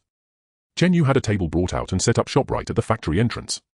In front of everyone he signed the factory transfer agreement with Fat Wu and proceeded to pay the wages. About 2 hours later all the wages for the 100+ villagers had been transferred. The factory transfer agreement with Fat Wu was also signed. Chen Yu took the contract and transferred 10 million yuan to the other party's account. Before leaving, the villagers were extremely grateful to Chen Yu. They declared that if anyone ever came to cause trouble at the factory they should just send word to the village and they would come to help. After all the villagers had left, only Fat Wu and Chen Yu's group of 3 remained at the entrance. Boss Wu, our business is settled. As for the property title transfer, let's go to the Real Estate Management Bureau tomorrow to register. Fat Wu's expression was now cold and grim. He had taken a huge loss today. He had planned to default on that 3 million, but this kid had outsmarted him. Even as he signed the contract with Chen Yu, he had secretly sent a message. The reason he could so brazenly withhold wages was that he had underworld connections. He had just been careless today and hadn't brought his thugs along. Now he just had to wait for his thugs to arrive, then directly threaten Chen Yu to make up the 3 million. Otherwise he would refuse to cooperate with the registration. Little did Fat Wu know that he was dealing with someone he couldn't afford to provoke. After signing the contract with Fatty Wu, both parties exchanged contact information and agreed to go through the property transfer at the real estate center the next day. Just as Chen Yu and his group were about to leave, Fatty Wu called them back. Mister? Chen, let me give you a tour of the factory interior. Since you're buying it, you ought to see what's inside. Chen Yu thought it reasonable and followed Fatty Wu to inspect the factory. Fatty Wu's simple intention was to stall for time until his hired thugs arrived to take control of Chen Yu and his group. The 3 million couldn't be given away for nothing today. He would squeeze it all back from Chen Yu. After touring the entire factory, Chen Yu saw it was exactly as he expected, quite dilapidated. However, he didn't mind as it was only needed for storage for now. He planned to renovate everything later anyway, as long as the space was sufficient. All right, mister. Wu, to be honest, if you had shown me this earlier, I might have knocked off another 2 million. The place is too run down. Fatty Wu's mouth twitched. He hadn't even asked for the 3 million back yet, and this guy was still trying to haggle. Just then his phone vibrated. He picked it up and glanced at it. A playful smile spread across his face. His thugs had arrived. As Chen Yu's group reached the factory gate, they saw a minivan pull up. More than a dozen burly men covered in dragon and tiger tattoos stepped out, clearly street thugs. Chen Yu narrowed his eyes. These men were obviously different from the villagers earlier. Fatty Wu scurried over to the group of thugs, stopping beside the most muscular tattooed man. Brother Biao, you're finally here. I've had the worst luck today. What's wrong, mister? Wu. Who's been giving you trouble? Tell your brothers and we'll handle it. Sai, I should have had you come with me today. Those villagers nearly beat me to death. HMPH, those hicks. Want us to go teach them a lesson? Fatty Wu knew it was pointless to go after the villagers now. His target was Chen Yu to make him cough up the 3 million. Brother Biao, forget the villagers. Let's go after that guy. He's the one who cost me 3 million today. Brother Biao's ears perked up. 3 million. That was no small sum. Chen Yu overheard everything clearly from across the way. He now understood why Fatty Wu had called these thugs over. So he was planning a double cross? Brother Biao looked at Chen Yu and shouted, "Hey kid, you hear that? I'm told you cost, mister? Wu 3 million. Hand over the money if you're smart or else." Before Brother Biao could finish his threat, he noticed the 2 beautiful women standing beside Chen Yu. One looked like a celebrity, her figure as if sculpted by 3D modeling, and she was dressed quite boldly. Today Little Clip was wearing an outfit Chen Yu had picked for her, a tight white top with a small camisole, her full and perky breasts nearly bursting out. Below she wore denim hot pants that barely concealed her charms. Her long legs could make any man drool. The other woman was also a great beauty with an equally alluring figure, though she cowered behind Chen Yu looking frightened. Seeing these 2 beauties, Brother Biao grew excited. In this remote area, the appearance of such stunning women stirred a wicked fire within him. The dozen or so underlings behind him couldn't tear their eyes away from the 2 women either, with some even whistling. Su Ru hid behind Chen Yu, her trembling hands gripping his arm tightly in fear. Chen Yu gave her a reassuring look, signaling that everything was under control. Chen Yu didn't hold back and shouted across, "Mister Wu, is this how you do business? We've already signed the contract. Are you going back on your word?" With backup now, Fatty Wu felt emboldened and spoke arrogantly. "Mister Chen, if it weren't for you, I wouldn't have had to pay that 3 million today. So it's all your fault. Now I'll give you a choice: transfer 3 million to me and we'll still go through with the property transfer tomorrow. Otherwise? Otherwise what? Are you planning to abscond with the money? I have a record of the transfer I made to you. If I call the police, mister? Wu, do you think you can get away?" Fatty Wu, like a seasoned veteran in such matters, burst into laughter. "Ha ha ha, mister Chen, you're still too green. If I refuse to cooperate, calling the police won't help. This is a civil dispute. If you sue me, dragging it out for half a year or a year, I doubt that would do you any good. Chen Yu clapped his hands in applause. Truly a scoundrel, someone who could default on workers' wages was indeed no good. Since that's the case, Mr. Wu, we have nothing more to discuss. I'll just call the police. Fatty Wu had expected Chen Yu to give in, not that he would actually call the police. He'd rather endure a lawsuit dragging on for a year than spend an extra 3 million for peace of mind. Then Brother Biao spoke up.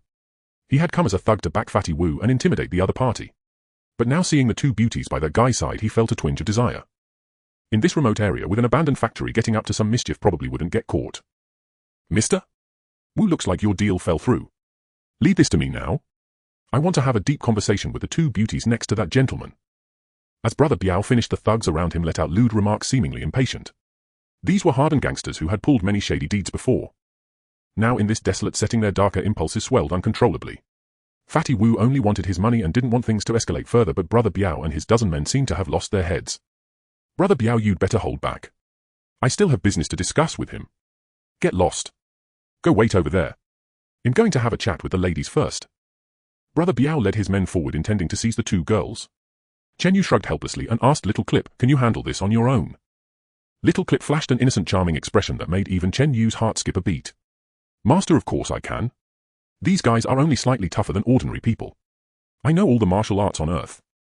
Chen Yu breathed a sigh of relief, realizing the AI had implanted all of Earth's combat techniques into Little Clip. Good, but be careful not to kill anyone. Okay, Master. Su-Ru trembled with fear on the sidelines, but hearing the exchange between Chen Yu and Little Clip left her utterly bewildered. Just then Little Clip stepped forward on her long legs, taking the initiative. This delighted Brother Biao and his crew. Hey pretty lady, you're quite forward. How about we go inside and discuss some philosophy? Little Clip, just like a human, showed a look of disgust and revulsion. Then her body moved in an instant, darting swiftly like a blur as she closed in on Brother Biao and his gang of thugs. The petite and graceful figure charged into the crowd, exuding not a domineering aura but an elegant charm. Yet if you underestimated her, death would be just a step away. A series of crackling sounds echoed as fists and feet clashed. Everyone present was stunned, even Chen Yu stood there dumbfounded. The earlier sight of Xiao Jiazi subduing a few villagers paled in comparison to the scene before them. In just 30 seconds, Brother Biao and the dozen thugs he brought were all on the ground, groaning in agony while clutching their stomachs. Chen Yu had noticed that Xiao Jiazi used only one move, the liver shot, a favorite among boxers. She threw just over a dozen punches, each one precisely striking the thugs' ribs with such force that it ruptured their livers. This injury wasn't fatal but caused excruciating pain, leaving them immobile for hours before they could recover. Xiao Jiazi dusted off her hands, though there was no dirt, and retreated to stand beside Chen Yu like a proper lady. Su-Ru, watching from behind, was utterly bewildered, her mind blank. Was this woman even human? Fatty Wu, who had been terrified from a distance, had known she was strong, but now he realized her combat prowess was equally terrifying. Chen Yu crooked his finger at Fatty Wu. Hey, come here. Trembling Fatty Wu stepped forward, now thoroughly frightened. Mister? Chen Yu, really have hidden talents around you. HMPH President Wu, do you still want that 3 million? I know, no. Good. To avoid any trouble, well, go to the property transfer center now. If you try anything, I have 1,000 ways to end you. Fatty Wu was utterly terrified. Having such a delicate beauty who could fight like that meant Mr. Chen's background was certainly formidable. Offending him would lead to no good, especially since his own backing was gone. Fine, let's go transfer it now. Su-Ru drove with Xiao Jiazi in the passenger seat while Chen Yu kept Fatty Wu restrained in the back, heading straight to the city's property transfer center. After an afternoon of procedures, the factory's ownership was finally transferred to Chen Yu. As Fatty Wu was leaving, Chen Yu offered him a piece of advice. President Wu, honesty is key in business. Being this way will easily lead to bankruptcy. Fatty Wu nodded and bowed, eager to escape from this young man. Chen Yu drove back to the 4S dealership and returned the car to the manager. Realizing his sports car could only seat 2, he waved his hand and bought a top-of-the-line Porsche Cayenne. The sales manager couldn't stop grinning, never expecting that lending a car to Mr. Chen once would result in a new car purchase. Manager, please have someone drive my 911 sports car back to my villa at 105 Jiangjin Shanshui. Of course, Mr. Chen will handle it for you. Chen Yu drove off in the new car with Xiao Jiazi and Su-Ru. Successfully acquiring the factory today called for a celebration, especially thanks to Su-Ru for the tip. In the car, Su-Ru sat in the passenger seat, her heart racing as she gazed at Chen Yu's handsome profile. He turned to see her flushed face staring intently at him. Xiao Ru, why are you staring at me like that? Su-Ru straightened up, slightly embarrassed. Nothing, mister. Chen, I? Chen Yu flashed a charming smile. What would you like to eat? Thanks to your lead, I managed to buy the factory. Anything is fine, I'm not picky. You can ask Xiao Jiazi, she really helped today. She doesn't need to eat. Chen Yu blurted out. Su-Ru looked puzzled. What? Is Xiao Jiazi on a diet tonight? Chen Yu nearly slipped up, so he went along with Su-Ru's explanation. Yes, she's dieting tonight. Su-Ru glanced at the back seat where Xiao Jiazi looked innocent and graceful. How could she possibly need to diet? She's already so slender, does she still need to lose weight? Su-Ru asked in confusion. Just as Chen Yu was at a loss, Xiao Jiazi spoke up. Who said I'm dieting? I want McDonald's and KFC. Chen Yu was speechless, thinking you're a robot, why eat human food? Just then Xiao Jiazi's voice echoed in his mind. Master, the AI installed a simulated human digestive unit in my abdomen. I can digest organic matter? This was likely Xiao Jiazi communicating with him telepathically. You can eat? Why didn't you say so? I thought you were some kind of immortal. Master, you never asked. Finally the three arrived at a high-end restaurant nearby. With his newfound wealth, Chen Yu chose the most luxurious place without hesitation. After buying the factory, Chen Yu had 35 million in cash, left enough to kickstart the company. At the table he closely observed how Xiao Jiazi the robot ate. After watching for a while, Chen Yu noticed that Xiao Jiazi ate exactly like a normal human. He sometimes felt the AI might be deceiving him. Xiao Jiazi seemed truly real. After the meal the three went downstairs and got into the car. Su-Ru, wanting some alone time with Chen Yu, said, Mr. Chen, why don't you drop Xiao Jiazi home first? No need, she lives with me. Su-Ru's face instantly turned pale. She never expected Chen Yu to be living with this beautiful woman. She had hoped to become Chen Yu's woman, ensuring a lifetime of comfort. Now knowing he already had a new flame, Su-Ru stood frozen at a loss. Seeing Su-Ru so dejected, Chen Yu realized he might have misspoken. He quickly backtracked. Xiao-Ru, it's not what you think. Xiao Jiazi isn't. Well, she's not my. Anyway, she just stays at my place. Su-Ru wasn't a child. How could Chen Yu resist such a beauty at home? They were clearly involved. Why was Chen Yu explaining? Frustrated, Chen Yu simply drove both women to his home. Throughout the ride, Su-Ru was dazed like a deflated balloon. Even upon arriving at Chen Yu's villa, she remained in a stupor. Xiao-Ru, why don't you stay here tonight? Su-Ru finally looked at Chen Yu, then at the innocent yet alluring Xiao Jiazi. Although Su-Ru harbored a fondness for Chen Yu, handsome and wealthy, she still felt a pang of guilt at the thought of being the third party, given that he was now involved with Xiao Jiazi.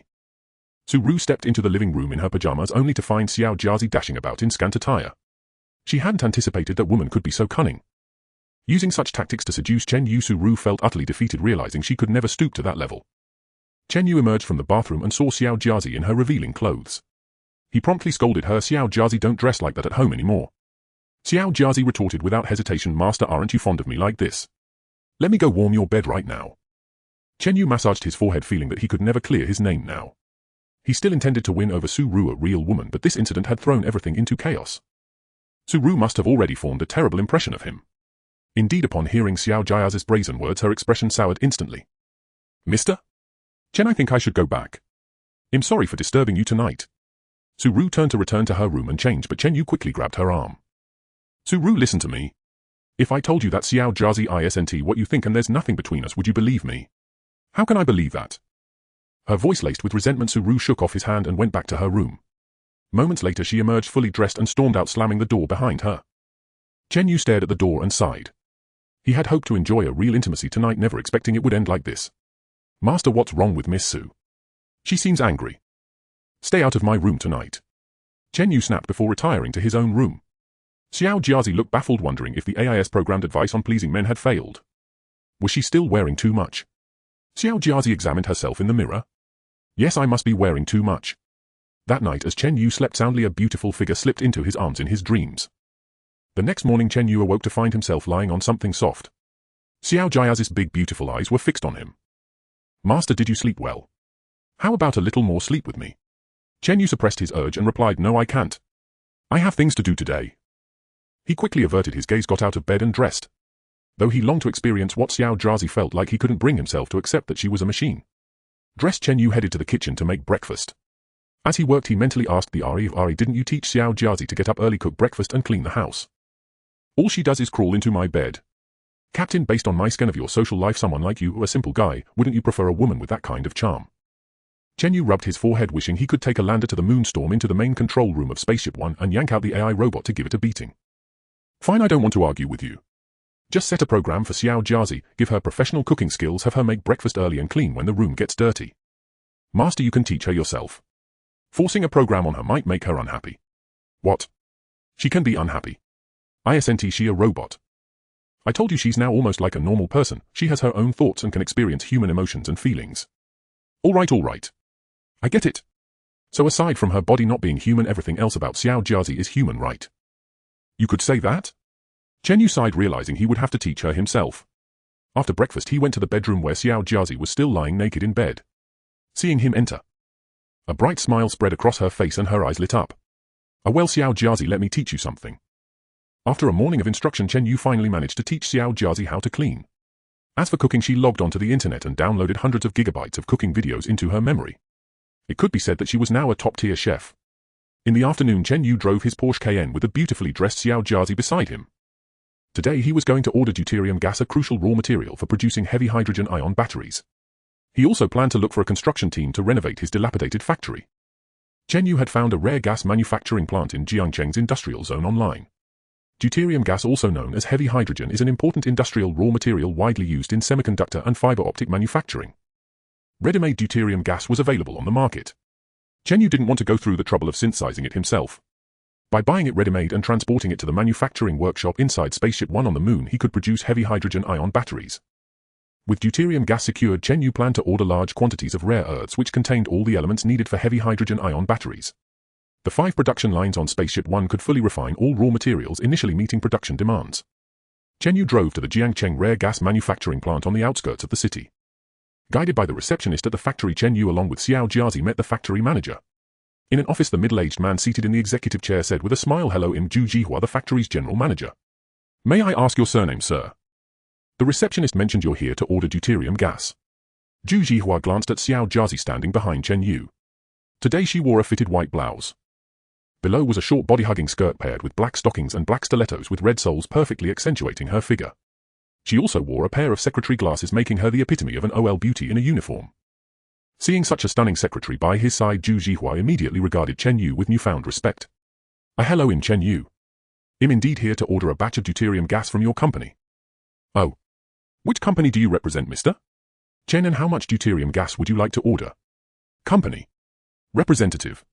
Chen Yu was speechless. He had previously asked manager Sheng from the National Financial Center to help register a company, but it hadn't been completed yet. Mister? Zhu, my company hasn't been registered yet. Can I place the order as an individual?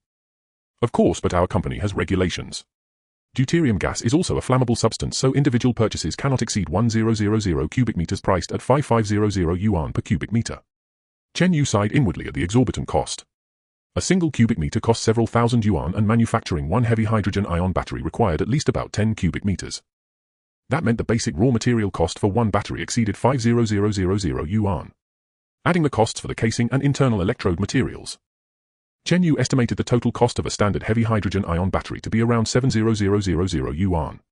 This was roughly comparable to current new energy battery prices, but the energy efficiency was utterly incomparable to ordinary ternary lithium batteries on Earth. This business was definitely profitable. Mister? Zhu, may I ask what your annual production capacity for deuterium gas is? Zhu Jihua looked surprised. Mister? Chen, why are you asking that? You don't need to doubt our output. All right, since you're so confident, mister. Zhu, I can sign an exclusive contract with your factory. You'll take all the deuterium gas your factory produces. Zhu Jihua squinted and pursed his lips as if trying to determine if Chen Yu was joking. Mister? Chen, aren't you speaking a bit too boldly? Do you know how many cubic meters of deuterium gas we produce annually? That's why I asked you earlier. Fine, I'll tell you. Our annual total output reaches 20 million cubic meters with annual revenue exceeding 60 billion yuan. Do you have the capacity to take it all? Chen Yu frowned. Only 20 million cubic meters meant it could only produce 2 million heavy hydrogen-ion batteries. Currently, the national annual production of new energy vehicles was 11 million units and rising. The output from just one factory was clearly insufficient. Seeing Chen Yu frown in thought, Zhu Jihua wore a smug expression, convinced that the factory's capacity had intimidated him. So, mister? Chen, can you handle our factory's production capacity? Zhu Jihua's tone carried a hint of mockery. Chen Yu frowned and said, Mister? Zhu, can your factory only produce 20 million cubic meters annually? That's a bit low. Zhu Jihua let out a scoff, scratching his ear as if to gauge whether Chen Yu was joking. Mister? Chen Yu? What did you say? Are you kidding me? Do you know how much 20 million cubic meters is? We're already one of the top 10 deuterium gas manufacturers in the world. Chen Yu calmly explained, Mister. Zhu, to be honest with you, we'll need about 200 million cubic meters of deuterium gas annually. Zhu Jihua scoffed again. He was now certain that Chen Yu was bluffing. This was just a joke. Mister? Chen Yu, need to have limits with your jokes. 200 million cubic meters of deuterium gas. Our country's annual output is only 500 million cubic meters. You'd need to sign supply contracts with half the world's deuterium factories to meet that demand. Do you have any connections, mister? Due to help me contact some deuterium factories. I'd sign exclusive supply contracts with them. Zhu Jihua was astonished. He searched Chen Yu's face for any sign of jest, but the man seemed earnest, speaking as if it were true. Especially with a stunning secretary like Xiao Jiazi by his side, he didn't seem like someone who would talk nonsense. Mister? Chen, may I ask what you intend to do with so much deuterium gas? Chen Yu saw no need to hide it, as only he possessed the technology. I'm going to use it to manufacture heavy hydrogen-ion batteries which will be used in new energy vehicles. Zhu Jihua, the general manager of Jiangcheng Rare Gas Factory and a chemistry PhD from a prestigious university, immediately understood what Chen Yu was referring to upon hearing heavy hydrogen-ion battery. Such a battery was merely theoretical. Current Earth technology struggled to confine heavy hydrogen ions within a sealed space for perpetual motion. If Chen Yu had mastered this technology, his product would undoubtedly dominate the market upon release. The discharge efficiency from the movement of heavy hydrogen ions was several times that of ordinary ternary lithium batteries. This meant a heavy hydrogen ion battery of the same size would provide several times the range for a vehicle. Considering current new energy cars typically had a range of 300 to 600 kilometers once this battery hit the market. A car's range would reach 2000 to 5000 kilometers, even more impressive than fuel-powered vehicles. This was truly a disruptive technology. Zhu Jihua stammered, Mister? Mister? Chen, are you saying you've already mastered heavy hydrogen ion battery technology? Zhu Jihua was naturally astonished, for as a doctor of chemistry he fully grasped the formidable challenges involved. Exactly, so you must understand the immense future prospects if my battery reaches the market. Zhu Jihua furrowed his brow again. Being an expert in this field, he was well aware of the technical difficulties, thus his skepticism. President Zhu, if you're uneasy about signing an exclusive contract with me, you could start by selling me 3000 cubic meters. Zhu Jihua pondered. As an individual he could purchase at most 1000 cubic meters, but as the general manager he could certainly find ways to circumvent this limitation. Considering the future prospects of heavy hydrogen-ion batteries, Zhu Jihua was willing to trust Chen Yu. All right, mister. Chen, I can find a way to secure an order of 3000 cubic meters for you, but I have a condition. What condition? If you truly succeed in developing heavy hydrogen-ion batteries, I hope to have an opportunity to collaborate with you in the battery sector in the future.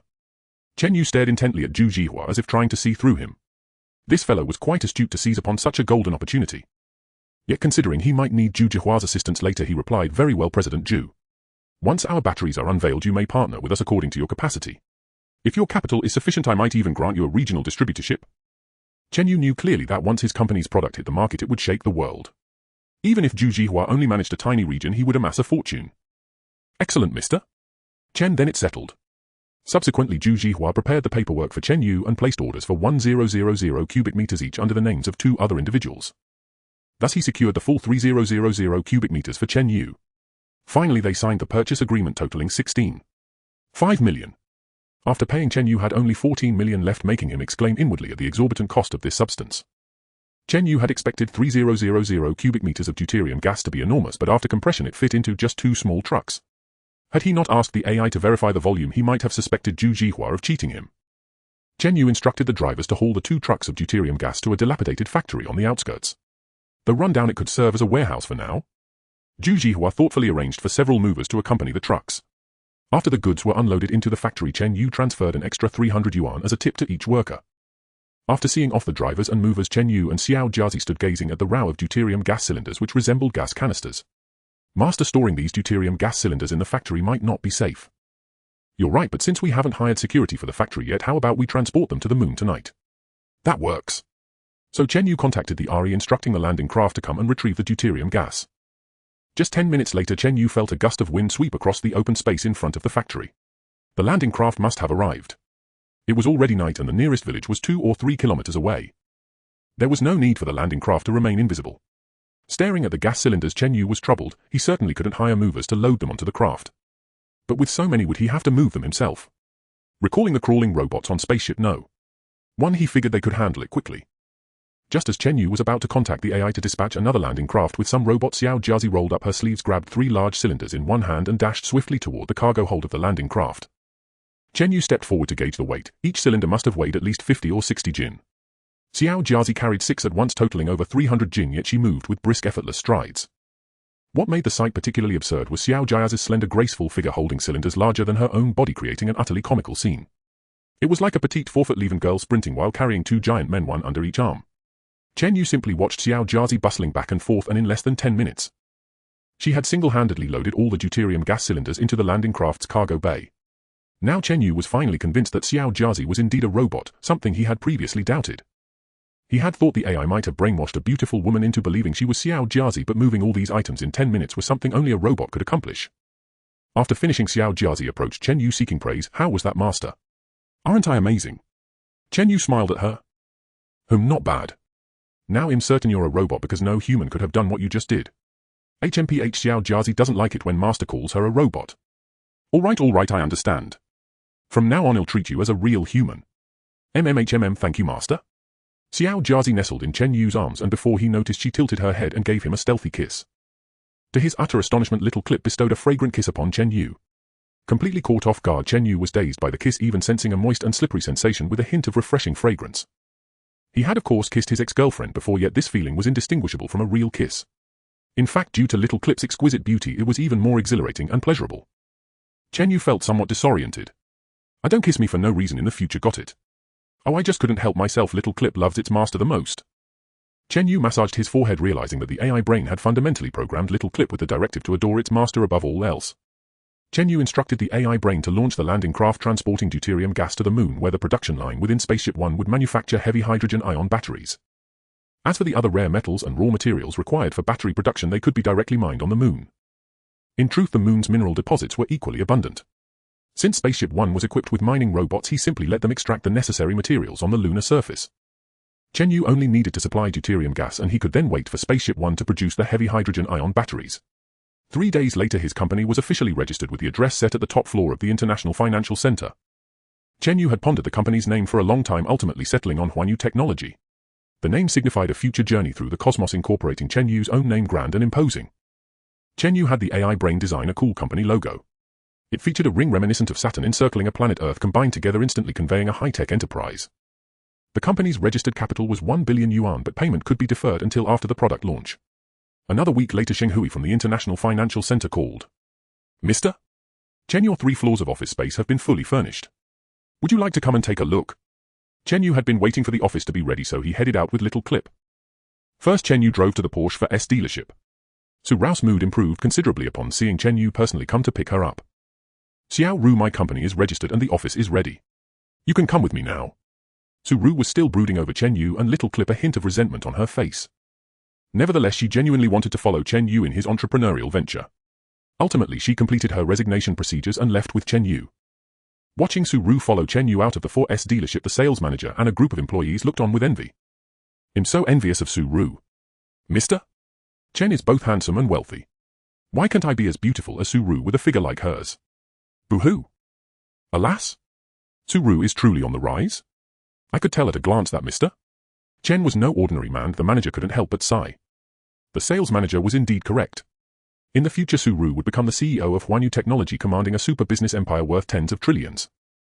Moreover, she would become the most influential woman globally, though that was yet to come. Su Ru followed Chen Yu to his Porsche Cayenne, only to find a graceful figure already seated in the passenger seat.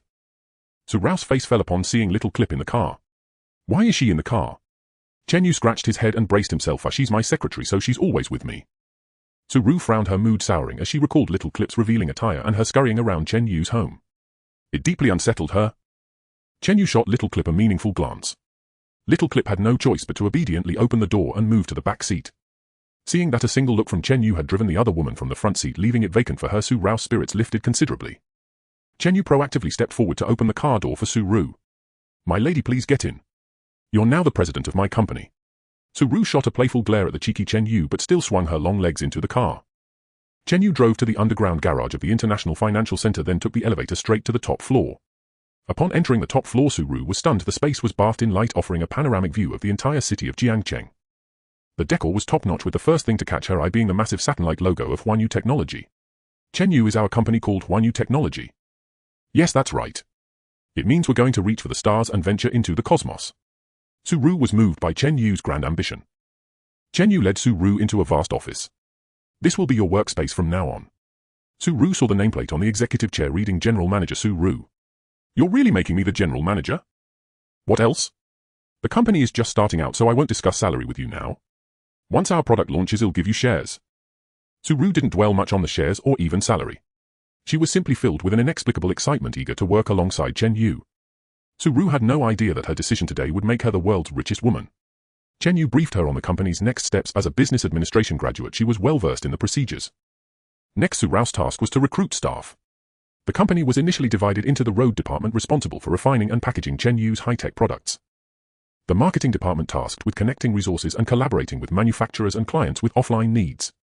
The sales department responsible for product promotion and seeking partners. The customer service department handling after-sales support. The security department ensuring internal safety. And the external affairs department liaising with government agencies and companies seeking cooperation. Then came Ru's busy period. Chen Yu deposited 10 million yuan into the company account as initial capital for recruitment and startup costs. Since attracting high-quality talent often required hiring headhunters at a cost, things were essentially on track to proceed smoothly. He also transferred 2 million yuan to Zheng Hui for the office decoration. Looking at the mere 4 million yuan left in his card, Chen Yu realized he would need to sell a few more gold bars to sustain operations. The upcoming product launch had to be grand and spectacular, propelling the heavy hydrogen-ion batteries into the market in one fell swoop. Chen Yu drove back to his home in the Jinjiang Shanshui villa. With only 2 million yuan left, if the promotional efforts for the upcoming new product launch fell short, it would undoubtedly impact the results. Wisdom Core, have the landing craft deliver a few gold bricks to me. Aye, Captain. Just a few minutes later, the cloaked landing craft touched down in Chen Yu's garden. Little Clamp carried 5 gold bricks off the landing craft, which then ascended and vanished. Chen Yu stuffed all 5 bricks into his backpack, each weighed 25 jin, totaling 125 jin. For the former, Chen Yu carrying over 100 jin would have been manageable, but walking even a few steps with it would have been arduous. Now, however, with the Amy repair robots inside his body, he felt his physical functions gradually improving. Whenever an anomaly occurred within him, the robots would swiftly repair it, allowing Chen Yu to achieve remarkable results with just a bit of exercise. Chen Yu drove alone to the shop where he had first sold gold. The manager was still the portly man in a suit. Upon learning that Chen Yu was back to sell gold again, the manager was ecstatic. Last time Chen Yu had sold 3 gold bricks to their shop. Those bricks were quickly reclaimed by the group's headquarters, but what the portly manager never expected was the very next day, Xie Yushu, the heiress of the conglomerate and general manager of Qianye Jewelry Group, personally visited the store. Xie Yushu's sole purpose for coming was to find out who had sold the jewelry. The gold brick sold by Chen Yu underwent a fresh round of testing at Qianye Jewelry's headquarters.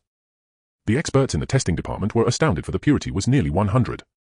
The most advanced refining technology on Earth could only achieve 998 or so. Though the difference was a mere 0.002, this tiny gap represented an insurmountable technical bottleneck for all of humanity. But the 3 gold bricks acquired by Qianye Jewelry this time had a purity approaching 100. Just this refining technology alone was worth tens of billions in patents. Gold is also an industrial material. When used in many cutting-edge technological materials, higher purity is required, making this technology highly valuable. Xie Yushu came to find the seller of this gold and learn where he had obtained it. The moment Chen Yu arrived at the store, the portly manager notified General Manager Xie Yushu. Chen Yu harbored no suspicion toward the shop, having dealt with it once before. He simply took out all 5 gold bricks, and the portly manager arranged for personnel to test the purity and perform other routine procedures. Then he ushered Chen Yu into the VIP lounge, deliberately instructing the testers to slow down so that Xie Yushu could arrive in time. After about half an hour, Chen Yu, having downed 2 cups of coffee, asked the portly man, the manager, "Why is it taking so long this time? Have you finished the inspection?" The manager glanced at his watch, a hint of embarrassment on his face. Mister? Chen, let me go check for you." "Go ahead then." The portly man stepped out of the lounge, about to call the boss. Just then a strikingly beautiful woman with an imposing aura and a tall, slender figure walked toward him. Seeing her, the portly man beamed. The beautiful general manager had finally arrived. He hurried over and said respectfully, "President Xie has inside." Xie Yushu waved her hand and walked in alone. Chen Yu was playing on his phone to pass the time. The lounge door opened and a stunningly beautiful woman with an extraordinary presence and a graceful, curvaceous figure entered. She appeared to be about 26 or 27, exuding an imposing aura. She wore a white-fitted blouse, a black blazer, a black pencil skirt and black stockings. A pair of fiery red high heels beneath her feet hinted at her rebellious spirit. The moment the beauty stepped in, Chen Yu's eyes went wide. Was she a shop assistant here to receive him? How could she be so sexy and gorgeous? Xie Yushu plopped down beside Chen Yu and a captivating fragrance wafted into his nose. Her enchanting eyes locked onto Chen Yu. He swallowed hard, faced with such an exquisite beauty his body involuntarily reacted. Miss R? Are you a shop assistant here? Xie Yushu leaned in, scrutinizing Chen Yu. His clothes were branded but clearly not carefully coordinated. His demeanor, however, exuded an inexplicable confidence. The young man was handsome with a good physique and height. Are you Mr. Chen, the one who sold the 3 gold bricks? Chen Yu was taken aback. May I ask who you are? I am Chen Yu, General Manager of Chen Yu Jewelry. You sold us 3 gold bricks a week ago, didn't you? Chen Yu narrowed his eyes instantly on guard. He wasn't a stranger to beautiful women at home. He even used a perfect woman like Little Clamp as a pillow. Faced with this aggressive beauty CEO, Chen Yu shifted his body, distancing himself from her to maintain a safe distance for a quick retreat or advance. So it's President Xia? What can I do for you? Chen Yu was certain there was nothing wrong with the gold bricks he sold a week ago. After all, they were refined using alien technology. How could there be a problem? Xia Yushu was surprised by Chen Yu's retreat. As a stunning beauty, men usually vied to get close to her. Yet this guy was wary of her. She shifted again, scooting closer to Chen Yu. Chen Yu had nowhere to retreat, pressed against the corner of the sofa. Mister Chen, I have a question for you. Breathing in Xia Yushu's intoxicating scent, he struggled to steady himself. What question, President Xia? Please go ahead. I just want to know, Mister Chen, where did you obtain the gold bricks you sold us? Chen Yu squinted. Could he really tell her? Should he say he flew a spaceship to an asteroid belt hundreds of millions of kilometers away to mine gold? Telling the truth might be less believable than saying he found it on the roadside. President Xia isn't that question a bit over the line. Oh, I apologize, Mister Chen. Did you know that the gold bricks you sold us have a purity approaching 100? Chen Yu nodded. And then? 100. Isn't higher purity better for you? Hey, Mister Chen, you may not be familiar with gold refining. Let me tell you, the most advanced gold refining technology currently available can only achieve 998 or so. Chen Yu's heart skipped a beat. He had forgotten about this when instructing the Wisdom Core to refine it. How should he explain it now? So, Mister Chen, I'd like you to tell me where you obtained your gold or who your supplier is. Don't tell me it's a family heirloom. Chen Yu was about to claim it was a family heirloom, but that seemed utterly impossible. Even the most advanced human refining technology couldn't achieve such purity. A family heirloom. Did that mean the ancients were somehow more capable? The very shape of the gold bricks, so perfectly square, was beyond the reach of ancient craftsmanship. President Xia, that's a difficult question to answer. I doubt you have the authority to demand that a client disclose the source of their assets. Xia Yushu narrowed her eyes, her expression turning icy. Mister Chen, you'd better tell me. A seller who suddenly liquidates a large amount of gold without a legitimate reason is likely to be investigated by the authorities. Chen Yu frowned at the enchanting and beautiful female CEO. In truth, he wasn't intimidated by her threats. Once his product launched, this amount of money would be insignificant and even an official investigation wouldn't matter. Just tell me, what do you really want? Xia Yushu gave a faint smile, her seductive demeanor enough to make any other man surrender on the spot. Hey, Mister Chen, I'll ask again, where did your gold bricks come from? I refined them myself. What about it? Phut. Xia Yushu let out a light laugh. Mister Chen, are you joking? I just told you even the most advanced refining technology in the world can't reach this purity. You say you refined it yourself. Did you cook it up in a pot at home?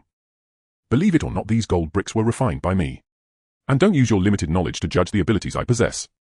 Chen Yu, now in possession of an alien spaceship and destined to conquer the universe, wasn't about to be outdone by this woman.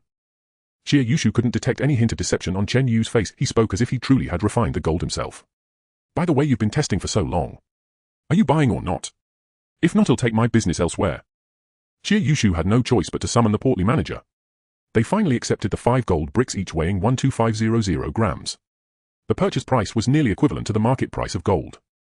Coupled with the recent surge in gold prices to 698 yuan per gram, each brick sold for 8725000 yuan. Chen Yu had brought 5 bricks in total, netting 4362500 yuan. Seeing the over 40 million yuan added to his bank account, Chen Yu nodded with satisfaction. Mister Chen, we bought at market price this time. Don't you think you owe me a word of thanks? Xia Yushu asked, her voice dripping with allure. Chen Yu wasn't unreasonable. Since she had given him such a significant advantage, essentially gifting him millions, he felt obliged. Since President Xia has been so generous, how about I treat you to dinner? Excellent. Now that you're carrying a fortune, I intend to have a lavish meal. Fine. Choose any restaurant in Jiangqing, President Xia. In truth, Chen Yu wanted to build a rapport with Xia Yushu. It was clear she was eager to get close to him, likely to probe the secret of the gold's purity. Moreover, Chen Yu wanted to continue selling gold to her as she offered high prices. This woman was clearly no ordinary person, and her connections might prove useful in the future. Besides, she was exceptionally beautiful, and Chen Yu was after all a man. In the end, Xia Yushu chose a French restaurant. Mister Chen, let me be frank.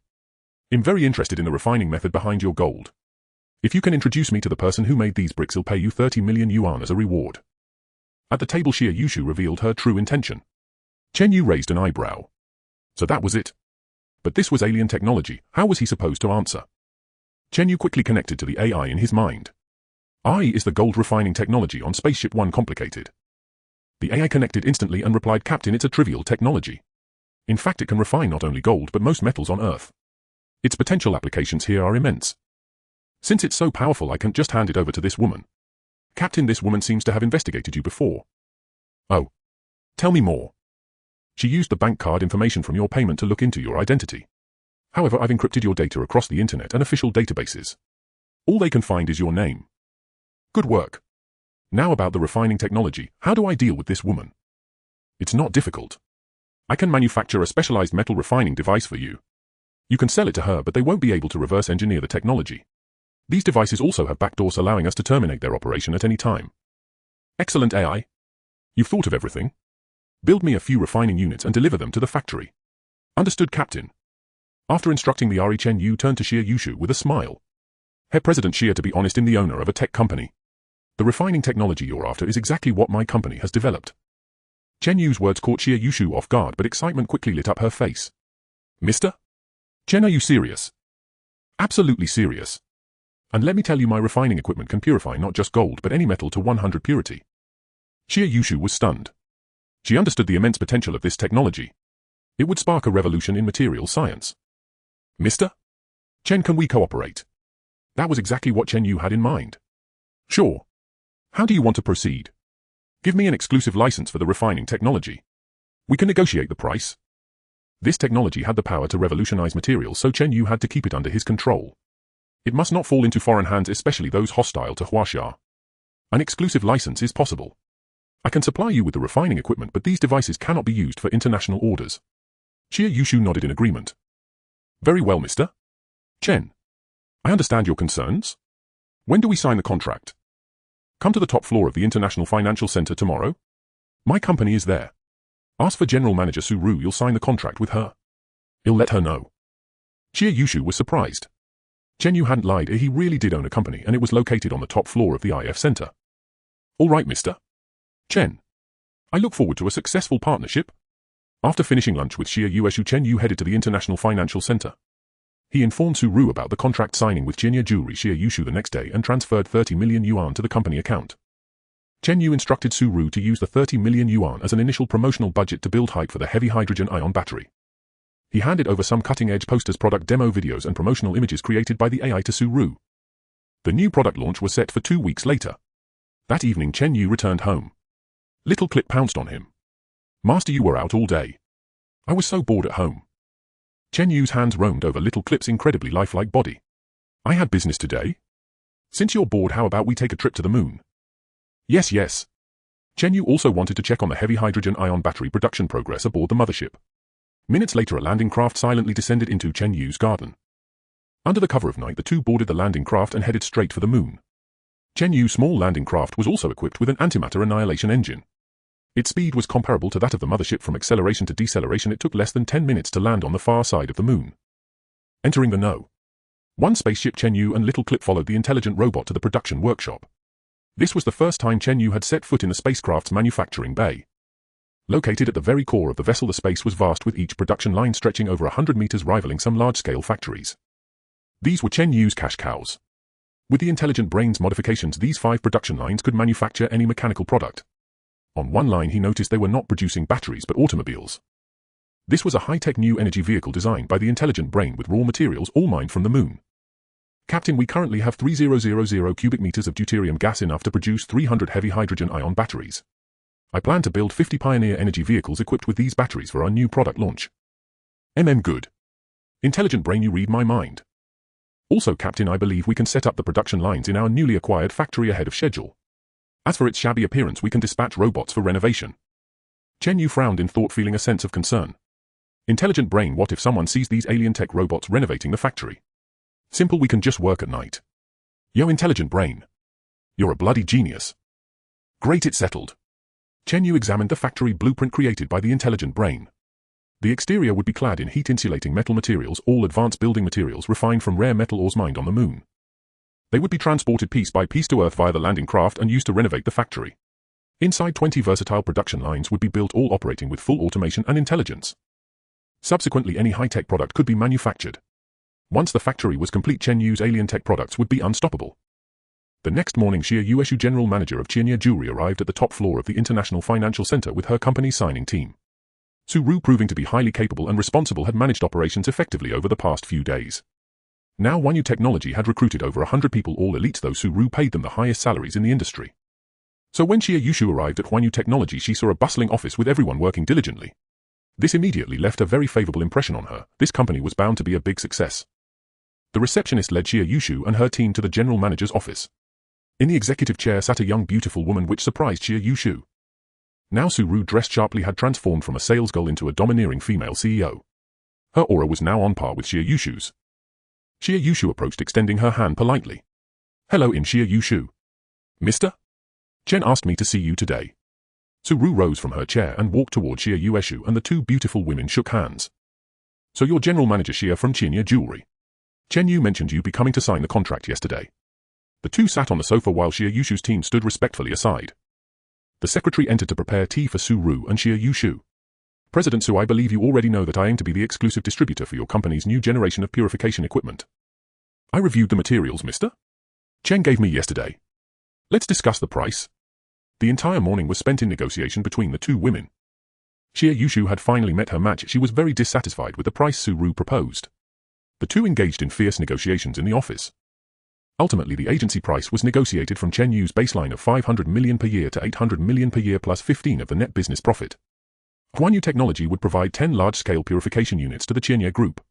This meant Chen Yu would not only pay Huanyu Technology 800 million in agency fees annually, but she would also have to share 15 of the profits generated by the purification equipment's business. This negotiation was a resounding success for Huanyu Technology. Su Ru eagerly anticipated Chen Yu's reaction, hoping he would be overjoyed and praise her. Sitting in the car on her way back, Chen Yu's expression was icy cold. She hadn't expected to be outmaneuvered at every turn in today's negotiation. This woman named Su Ru was clearly no ordinary person. Her secretary reminded her general manager Xia, "Why didn't you discuss it with Mr. Chen?" Su Ru's proposal was clearly her own subjective idea. "Why did you ultimately agree to it?" Chen Yu replied helplessly, "That woman carried herself like the company's madam today. If I'm not mistaken, Su Ru must be Chen Yu's woman. So we can't afford to offend her." The secretary shrank back and stopped stirring up trouble. Chen Yu, considering the immense future prospects of acquiring the world-leading purification technology, was unconcerned about such petty gains. Time flew by and half a month passed in an instant. Chen Yu visited the company again to find it completely transformed. The three-floor office was fully staffed with every department operating in an orderly fashion. Chen Yu sat on the sofa in the general manager's office with Su Ru meekly seated beside him. The secretary came in to pour tea for them and couldn't help but steal a few glances at the handsome man next to President Su. This secretary had never met Chen Yu and didn't know his identity, but seeing President Su nestle cozily beside a man suggested that this man was likely her boyfriend or husband. After the secretary left, Chen Yu praised Su Ru profusely. "Xiao Ru, I knew you could do it. Look at this big company, you've managed it so efficiently. Especially your negotiation with General Manager Xia of Chen Yu Group last time, you secured tremendous benefits for the company. It's because you trusted me and gave me the authority to manage. So I just brought my ideal vision of a company to life." Good. "You're amazing." Chen Yu took the opportunity to pull Su Ru into his arms. Su Ru's pretty face flushed slightly. She hadn't expected Chen Yu to be so direct, and she was momentarily at a loss. Chen Yu thought to himself, as the boss using his position to make advances on a female employee probably wouldn't be refused. But just then the office door was suddenly pushed open. Just as Chen Yu was about to do something to Su Ru, the door suddenly burst open with a loud bang. A slender and graceful figure rushed in. That figure could only be Xiao Jiazi. Su Ru's secretary followed behind her, looking flustered. Seeing Chen Yu embracing Su Ru, Xiao Jiazi immediately pouted. Earlier Chen Yu had asked her to wait outside and she was bored to death. Finally missing him too much, she charged in and the secretary couldn't stop her. Witnessing this scene, the secretary quickly apologized. "Sorry, President Su, I couldn't stop this young lady." Su Ru was speechless. Why did Xiao Jiazi have to show up everywhere? Bursting in now was ruining her moment. "Xiao Fang, please step out first. This young lady is my friend." Secretary Xiao Fang retreated and closed the door. Xiao Jiazi hopped over to Chen Yu's other side, plopped down, and mimicking Su Ru leaned her head on his other shoulder. Chen Yu's expression turned awkward. Su Ru stood up and said irritably, "Mister? Chen certainly has fine tastes, bringing this girl everywhere you go." Her words were sour, clearly tinged with jealousy. Chen Yu was also at a loss. He had been so close to touching real flesh, but then Xiao Jiazi had barged in. It seemed he would have to properly educate that machine brain when he got back. Before leaving, Chen Yu discussed the final details of tomorrow's new product launch with Su Ru. Su Ru, patting her ample chest, assured him that the launch would be a complete success and the preliminary publicity had been very thorough. Many media outlets, new energy vehicle companies, and even official institutions from Yinxia would send representatives. They were all drawn by the promotional claims that Huanyu technology had broken through a technical bottleneck.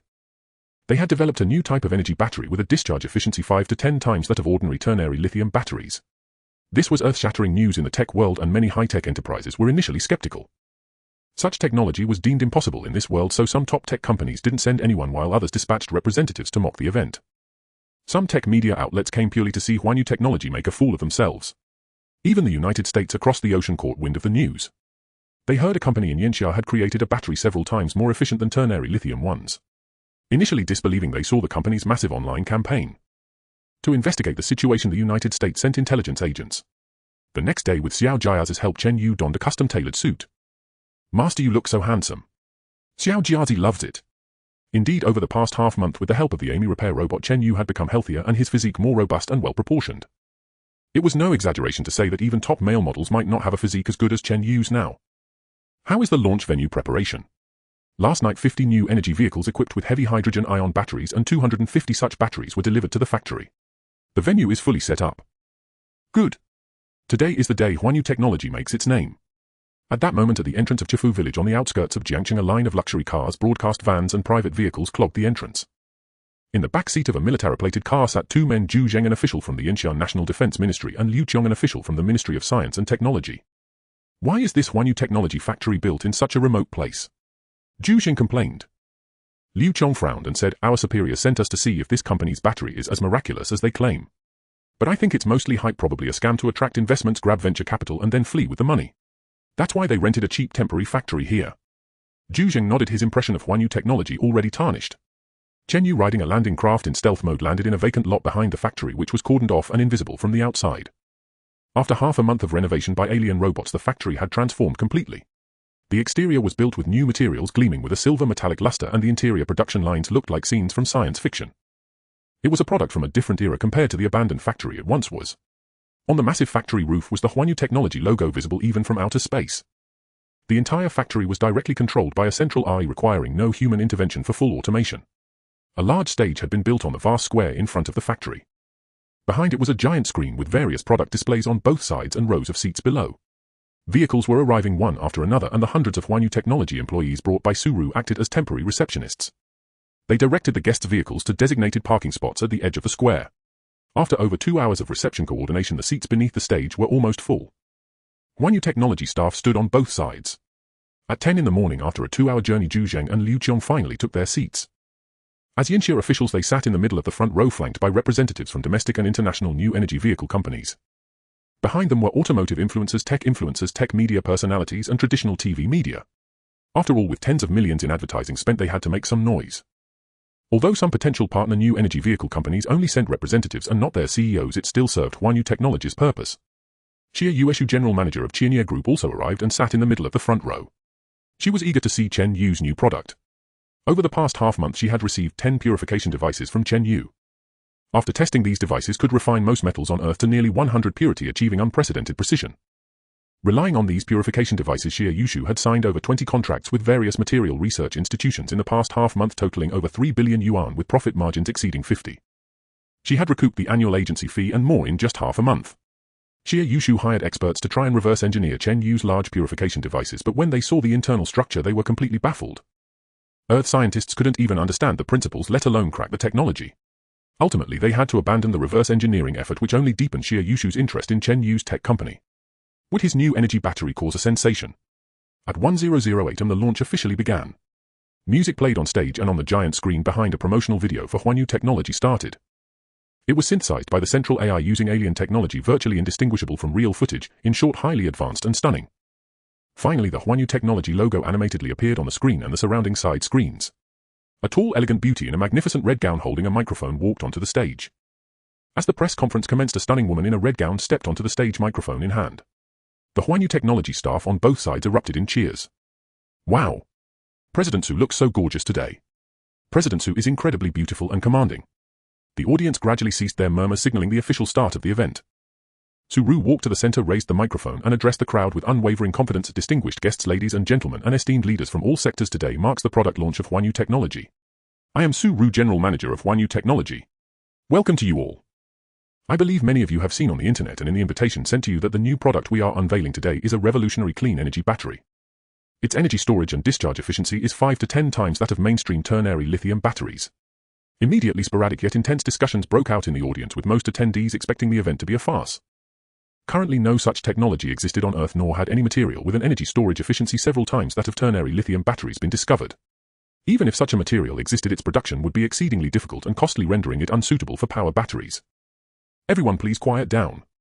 I understand your skepticism about our product. Now let us welcome the chairman of Yu Technology, Mr. Chen Yu, to the stage to explain our new product. Let's give him a warm welcome. The Yu Technology staff on both sides were stunned. They knew of a mysterious major shareholder but had never seen him.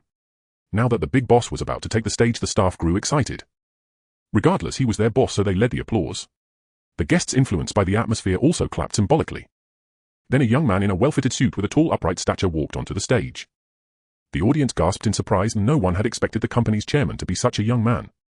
Some female influencers in the audience let out squeals upon seeing Chen Yu. Wow! He's so handsome. I never expected such a young guy to already be the chairman of a tech company. Even if the product fails today, at least this young man is incredibly handsome, worth the trip. Chen Yu took the stage, accepted the microphone from Ru, and she handed the spotlight over to him. After bowing to the audience, Chen Yu raised the microphone and said, "You must all be surprised that someone as young as me, just over 20, could be the chairman of this company." Laughter rippled through the audience. Actually, I'm a researcher. I've developed a new type of battery. Once I tell you its name, anyone in the know will understand its difficulty. It's the heavy hydrogen-ion battery. Immediately, the tech media and representatives from new energy vehicle companies in the audience drew sharp breaths. This technology had been studied by many, but all attempts had ended in failure. The technical challenges were immense. It might take humanity decades to develop it. No one expected this young man to claim he had developed a heavy hydrogen-ion battery. The skepticism in the audience grew louder. Chen Yu pressed his hands down, signaling for silence. Don't believe me? Then let's take a look at our product. Chen Yu waved his hand, and two objects covered in black cloth slowly rose from both sides of the stage. Their outline suggested they were cars. Once the platforms were fully raised, Chen Yu walked to one car and pulled off the black cloth, revealing a vehicle designed by an AI based on Earth's aesthetic principles, a new generation of new energy cars. The exterior was futuristic and stylish, while the interior boasted luxury and a high-tech feel. Immediately, many media representatives and auto executives expressed admiration. The car's design alone could be sold to automakers for a fortune. Chen Yu walked to the car, opened the door, and took a small hand from inside. Xiao Jiaozi stepped out in a sexy black slit dress, her dazzling long legs drawing the attention of every man in the venue. She stood beside the car, serving as a model. Her perfect figure and face instantly energized the crowd. Chen Yu quipped at the right moment, "Everyone look at the car, not the person." This drew laughter from the audience. All right, it's time to introduce our product. The car you see here is the first new energy vehicle developed by Yu Technology. It is equipped with a third-generation heavy hydrogen-ion battery, offering a range of over 2,000 kilometers on a single charge. The mention of the range caused an uproar in the audience. Impossible! No battery can achieve a range of over 2,000 kilometers unless you fill the entire car with batteries. Ridiculous! Even if the entire sedan were packed with batteries, it couldn't last that long. Skeptical voices rose one after another. Chen Yu had anticipated this reaction. Once the noise subsided, he continued. "I know you don't believe me. Actually, the figure I just gave is the minimum range. Our average range exceeds 3,000 kilometers." Another wave of skepticism and cries of absurd followed. Chen Yu waved his hand and another covered object rose from the stage. This is our battery unit. Its volume is about 1/3 that of a traditional ternary lithium battery. Its weight is also 1/3, yet its range is 5 to 10 times greater. Chen Yu presented the data alone on stage, but almost no one in the audience believed him. Only Xia Yueshu, seated in the front row, had a glint of gold in her eyes. If no one else in the world believed Chen Yu, she did. The expert she had consulted while deciphering the purification equipment had concluded that this technology was at least 50 years ahead of Earth's. A tech company capable of producing such equipment could very well create this battery. Chen Yu instructed the AI to play a promotional video for the heavy hydrogen-ion battery on the big screen. The murmuring in the audience remained intense, mostly filled with doubt. Some auto executives even stormed out, claiming the event was a waste of their time and that such technology didn't exist in the world. Chen Yu took note of all this. It seemed that without testing the battery, these companies would find it hard to believe. But Chen Yu had brought a trump card today. As the saying goes, to get someone to agree to a small request, first make a much larger one, then the smaller request becomes more acceptable. In the front row, Zhu Zheng, a representative from the Ministry of Defense, and Liu Qiong from the Ministry of Science and Technology wore uncertain expressions. Zhu Zheng had lost all patience and said, "Old Liu, are you still going to stay here?" "In leaving? This kid is clearly bluffing. I don't think he even knows how to scam for money. Who would invest in him like this?" Liu Qiong sighed and prepared to leave as well. On stage, Chen Yu remained calm, silently watching those who departed. About 10 minutes later, fewer than half the audience remained. Chen Yu raised the microphone and addressed the crowd once more. "Thank you all. At least nearly half of you have stayed. You are about to witness a miracle." At this moment, Zhu Zhang and Liu Qiong, who had already reached their car, turned back to see Chen Yu still speaking on the distant stage. "Tell me, where does that kid get his confidence?" Zhu Zhang asked. Liu Qiong was equally baffled. The knowledge they possessed simply couldn't accommodate the belief that such technology could exist. Even if it did, it would be decades or centuries away. On the stage, before the eyes of the fewer than half of the audience who remained, Chen Yu pulled the black cloth off another vehicle. This car appeared even more futuristic, as if it were not a product of this era. The audience gasped. The car's lines were even sleeker, as if it could take flight. Its massive tail fin added an air of dominance, and the tires were encased in metal shells, a clear nod to aerodynamics. In the distant parking lot, Zhu Zhang and Liu Qiong heard the cheers erupting from the venue. Looking up, they saw it was caused by another black cloth being removed, revealing the sci-fi car beneath. HMPH, this company might be useless at everything else, but they're top-notch at designing car bodies. Zhu Zhang mocked. On stage, Chen Yu raised the microphone and explained to the remaining audience, "Thank you all for staying. This next vehicle is the next-generation product of our Huanyu technology. It features a trim-mode driving system for land, water, and air. That means it can run on the ground, swim in the water, and fly in the sky." Instantly, the remaining half of the audience could no longer sit still. They began to curse loudly. They had stayed to mock him, and now the joke was on them. Swimming was already possible with some amphibious vehicles. But flying? This car had neither wings nor propellers. Was it supposed to be like an alien UFO? A torrent of abuse rose from the audience. They all felt cheated for coming to this godforsaken remote place and wasting an entire morning. Just as the small remaining crowd was about to leave, a miraculous event unfolded on stage. The silver sci-fi car suddenly moved. It rose slowly and silently into the air with no disturbance in the surrounding airflow. Like a ghost or an alien spaceship, it simply floated upwards. Silence fell over the scene. All were dumbstruck, watching the car as it circled freely and nimbly above the venue. Chen Yu looked up at the futuristic car flying overhead and shouted into the microphone, "This is the new generation flying sedan, powered by our heavy hydrogen-ion battery and driven by an anti-gravity engine." Chen Yu's words were a bombshell. He had not only mentioned the heavy hydrogen-ion battery, but also introduced an anti-gravity engine. This was even more technologically advanced than the heavy hydrogen-ion battery.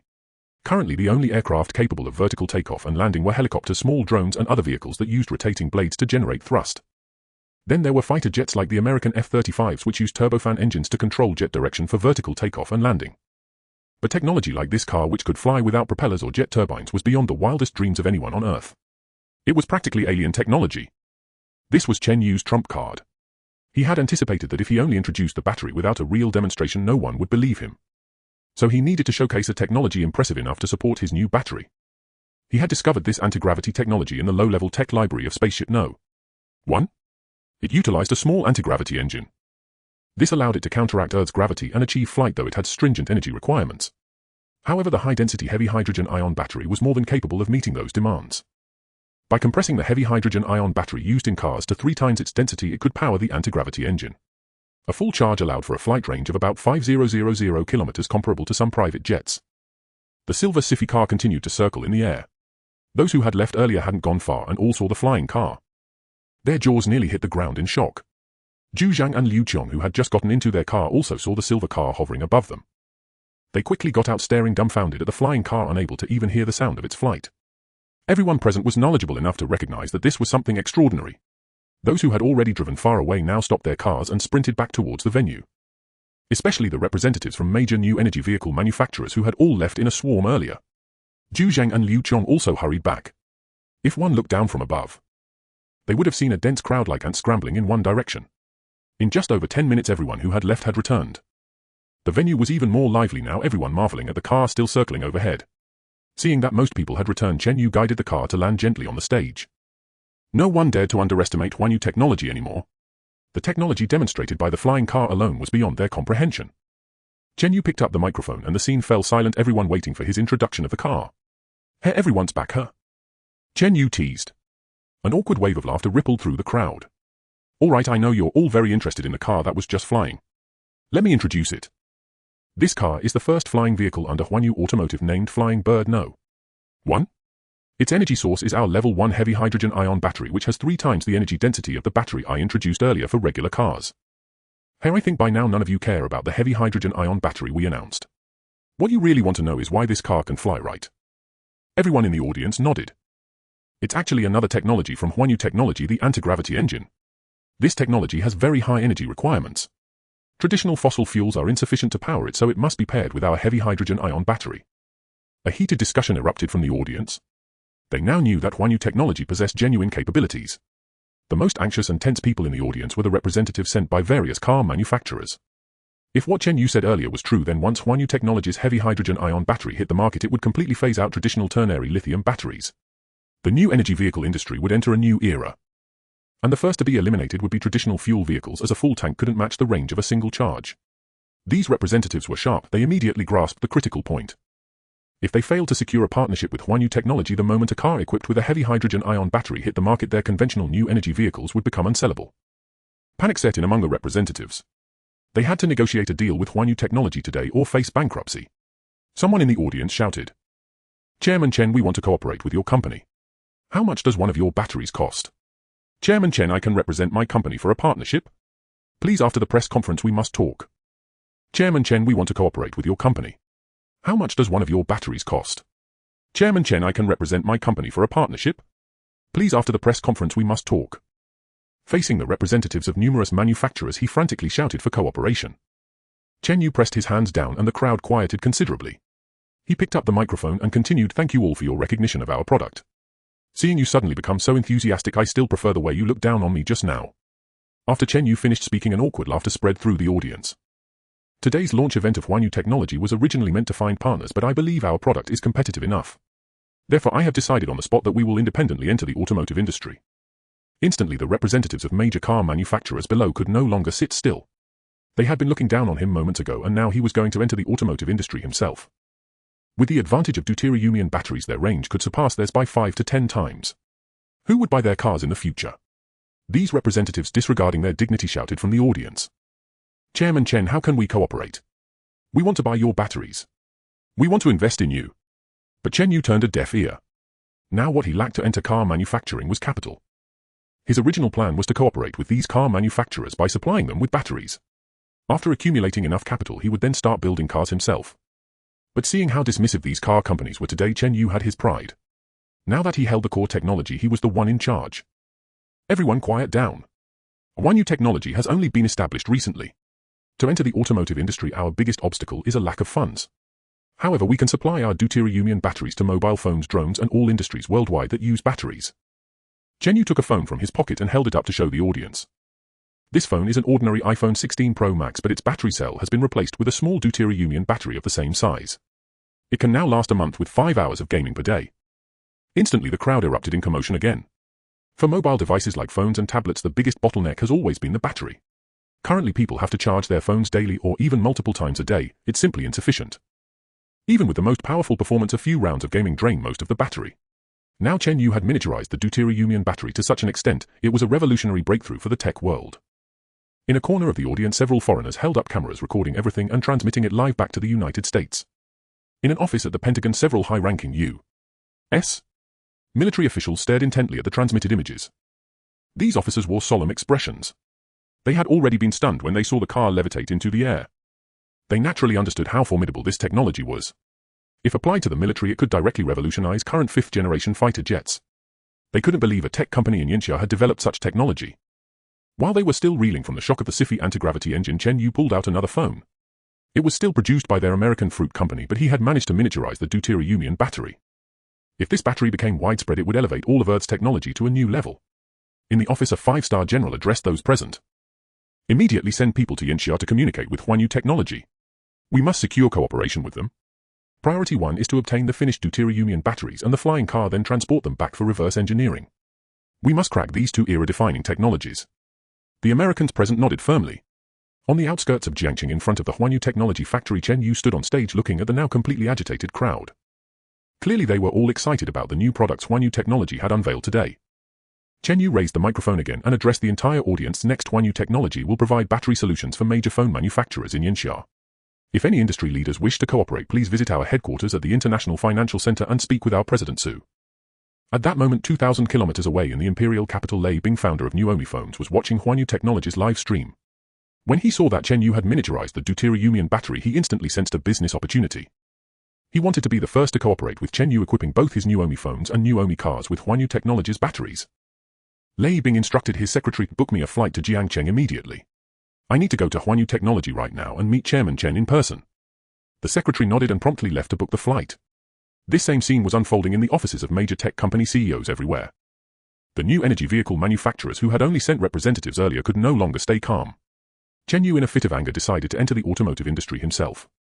If he refused to cooperate with other carmakers, then in the future the new energy vehicles produced by Huanyu Technology would quickly monopolize the market. At the launch event, Zhu Zhang and Liu Qiong, the official representatives, no longer dared to underestimate Huanyu Technology. They had reported everything happening here to their superiors. In return, they quickly received instructions to negotiate official cooperation with Huanyu Technology after the event concluded. Xie Yushu looked at Chen Yu on stage with excitement, thinking he looked exceptionally handsome. Remembering that Chen Yu needed funds to enter the automotive industry, she realized she could help. Her family's Chenye Group had a market value exceeding 100 billion, and investing in Chen Yu would surely yield high returns. She planned to discuss cooperation with him after the event. As the event drew to a close, Huanyu Technology staff drove 50 new energy vehicles equipped with third-grade deuteriumian batteries to the square for guests to experience and inspect. The sleek, futuristic new energy vehicles immediately piqued the audience's intense curiosity. They swarmed around the 50 cars for trial experiences, turning the scene into a bustling auto show. After their test drives, many guests expressed a desire to place an order on the spot. Nearby, Huanyu Technology staff immediately began filling out order forms for them. Currently, Chen Yu only offered pre-orders for the standard model, the one that couldn't fly. There were 3 variants, all under the model name Huanyu Auto Earth Dragon 1. The base model was equipped with a 5th-grade deuteriumian battery and ultra-high-voltage fast-charging technology. Charging in 10 minutes provided a range of 1500 to 2000 kilometers, priced at 199999 RMB. At under 200000, it directly competed with Tesla from the United States. The mid-grade version featured a 4th-grade deuteriumian battery offering a 10-minute charge for a range of 2000 to 3000 kilometers, priced at 299999 RMB. The top-tier version came with a 3rd-grade deuteriumian battery boasting a range of 5000 kilometers, priced at 499999 RMB. All 3 models were equipped with the Huanyu Intelligent Connectivity System, enabling true autonomous driving. This system was more advanced than any autonomous driving system on Earth. Chen Yu could foresee that the launch of his Earth Dragon 1 model would send seismic shocks through the entire automotive industry.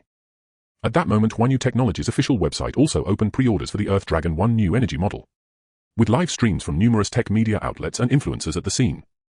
Many viewers flocked to the Huanyu Technology website to place orders. Throughout the morning, on-site orders exceeded 1000 units, while online orders surpassed 100000 units. And this was even before the Huanyu Technology event had gone viral across the internet.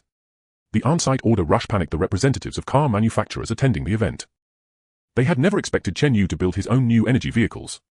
Even the base model, priced under 200000, offered specifications that even the top-tier trims of major car makers could hardly match. Selling at just 199000, was he trying to bankrupt all new energy vehicle companies in the country? In Shenzhen, at the headquarters of BYD Auto, Wang Chuanjun stared at his computer screen, watching the order data and model introductions on Huanyu Technology's official website. His brow furrowed deeply. Wang Chuanjun stared at the official website of Huanyu Technology, watching the orders for Delone 1 new energy vehicle surge upward, and a twitch seized his mouth.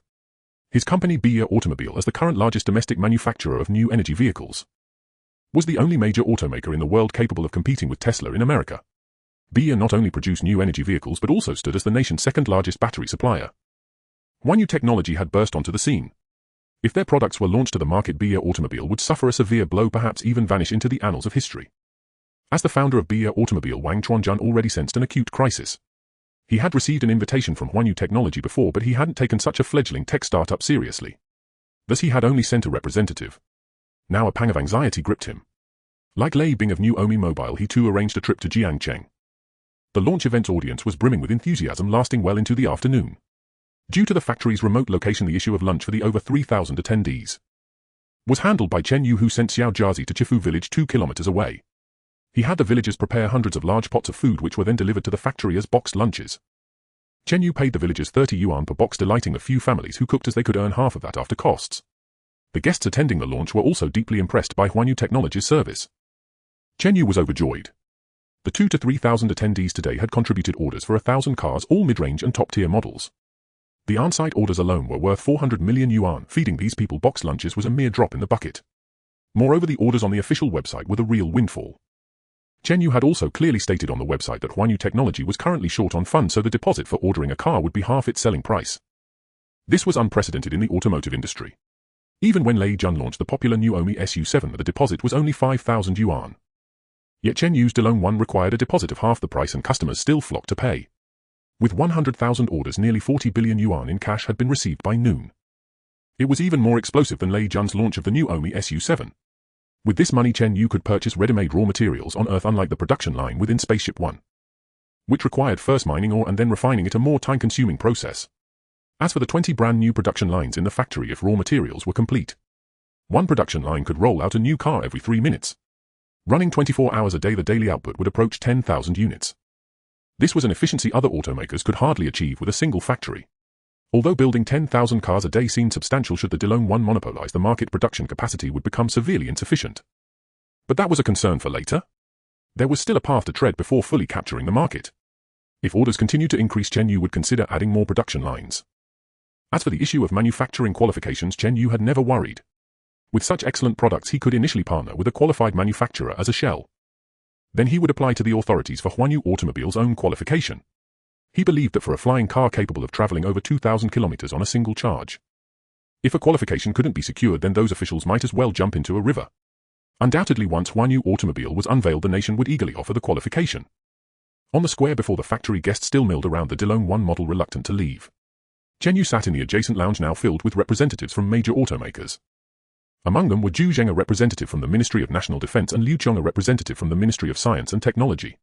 Everyone was chattering, all seeking to discuss cooperation with Chen Yu. Chen Yu sneered. Previously, these automaker representatives had dismissed him with disdain, even mockery. Now, seeing the immense potential of his products, they came flocking to seek partnerships. But it was too late now. These traditional new energy automakers were destined to be eliminated by the tide of progress.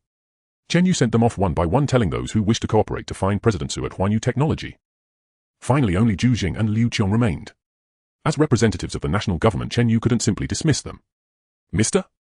Chen, I am Zhu Jing, a representative from the Ministry of National Defense. Mr. Chen, I am Liu Qiong, a specially appointed representative from the Ministry of Science and Technology.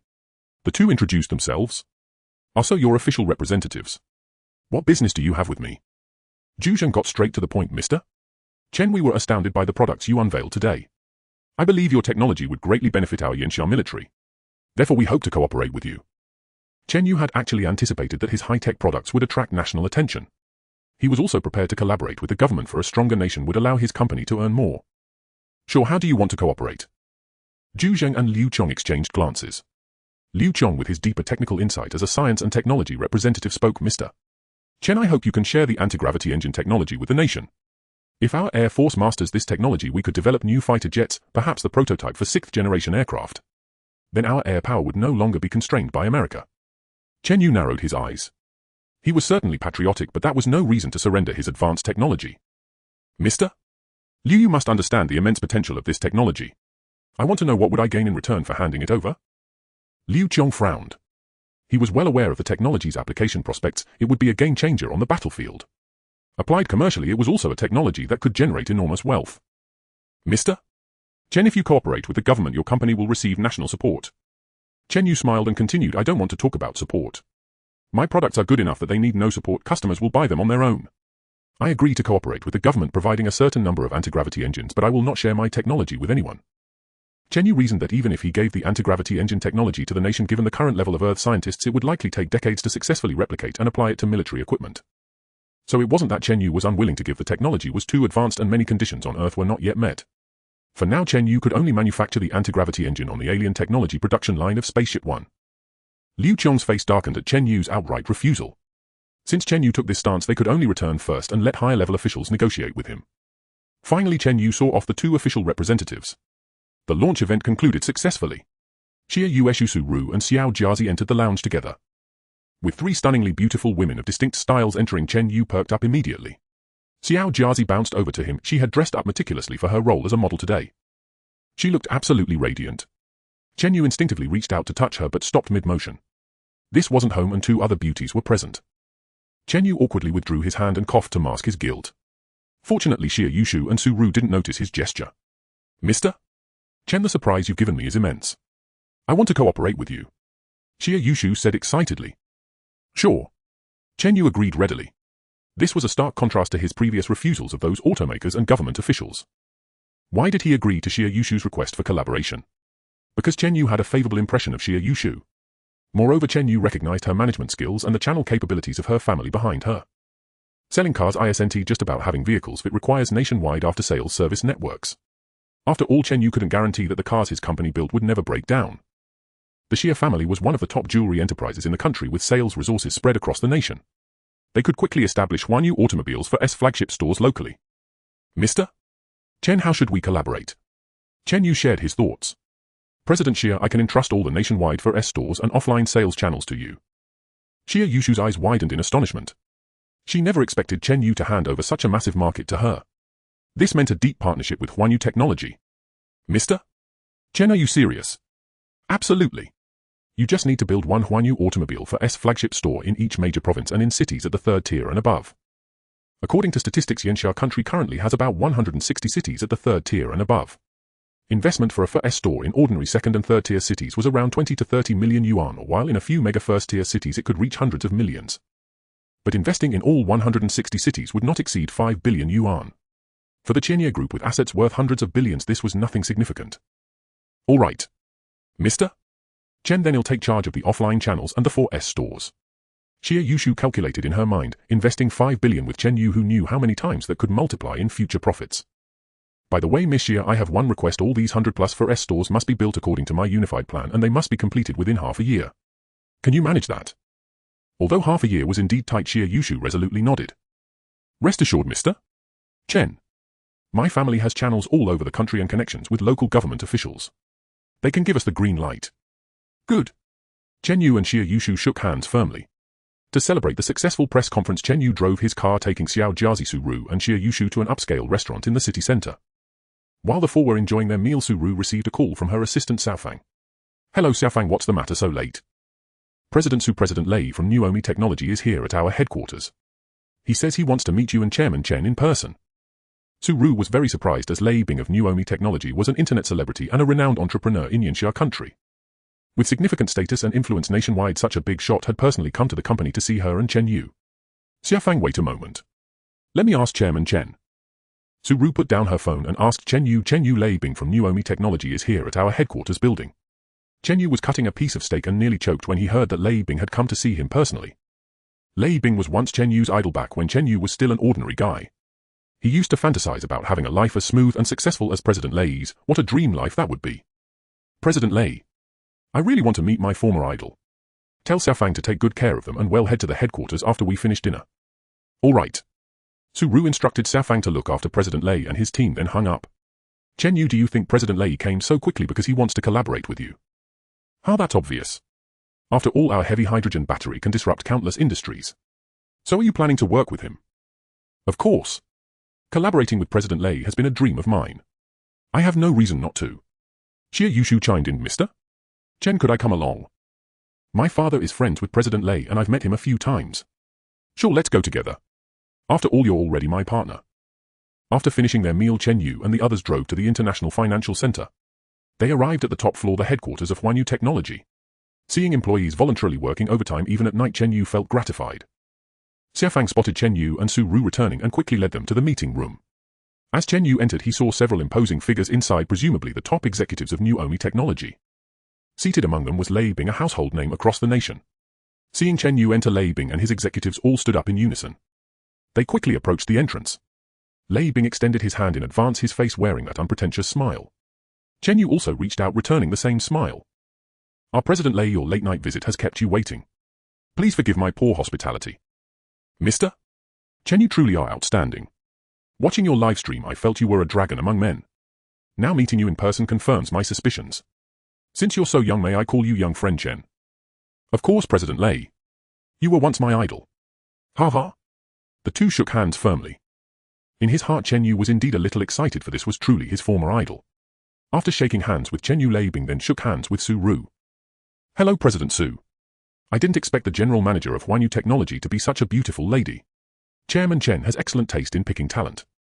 Su Ru blushed at Lei Bing's compliment and replied coyly, Thank you, President Lei. It's Chairman Chen who gave me the opportunity. Uncle Lei, do you still remember me? Xie Yushu called out to Lei Bing with a smile. Lei Bing looked at her, pondered for a moment, and then a look of surprise crossed his face. Ah. Isn't this the eldest daughter of the Xie family? It's been years and you've grown up so beautiful. Yes, Uncle Lei. My father and grandfather often tell me to learn from you. Not at all, not at all. I also need to learn. Isn't that why I'm here today, to learn from Chairman Chen? Lei Bing, as befitting one of Yanxia country's top entrepreneurs, spoke with remarkable tact. He had come to discuss a partnership with Chen Yu, yet he framed it as a learning visit, putting Chen Yu's team at ease. President Lei, let's sit down and have a good exchange. Chen Yu invited everyone to sit in the meeting room. Once they were seated, he got straight to the point. President Lei, you're here this time because you want to collaborate with us, right? Young friend Chen, you truly are accomplished at such a young age. I won't beat around the bush. I'm here today to order heavy hydrogen-ion batteries from you, mainly for use in my company's phones, tablets and car batteries. Chen Yu had long anticipated the purpose of Lei Bing's visit from New Omi Technology. President Lei, I can supply batteries for your company's mobile devices, but as for automotive power batteries, I believe you heard today that I plan to independently enter this industry, so. Lei Bing sighed and said, young friend Chen, you know how much effort I've put into building New Omi Auto. My hair has turned grey from worry. Now that things are finally looking up, the landscape of the new energy market has changed. I understand that if you monopolize the power batteries for the automotive industry, other manufacturers will have no way out. But the market both nationwide and globally is immense. I believe there is still room for cooperation before Huanyu Auto dominates the market, don't you think? Chen Yu couldn't help but admire Lei Bing. Truly one of the top entrepreneurs in the country, such a mindset, such a vision. Chen Yu knew it was nearly impossible to monopolize the automotive market in a short time. The main issue was that Chen Yu's current production capacity was insufficient. Currently, Yanxia's annual automobile production and sales exceeded 30 million vehicles.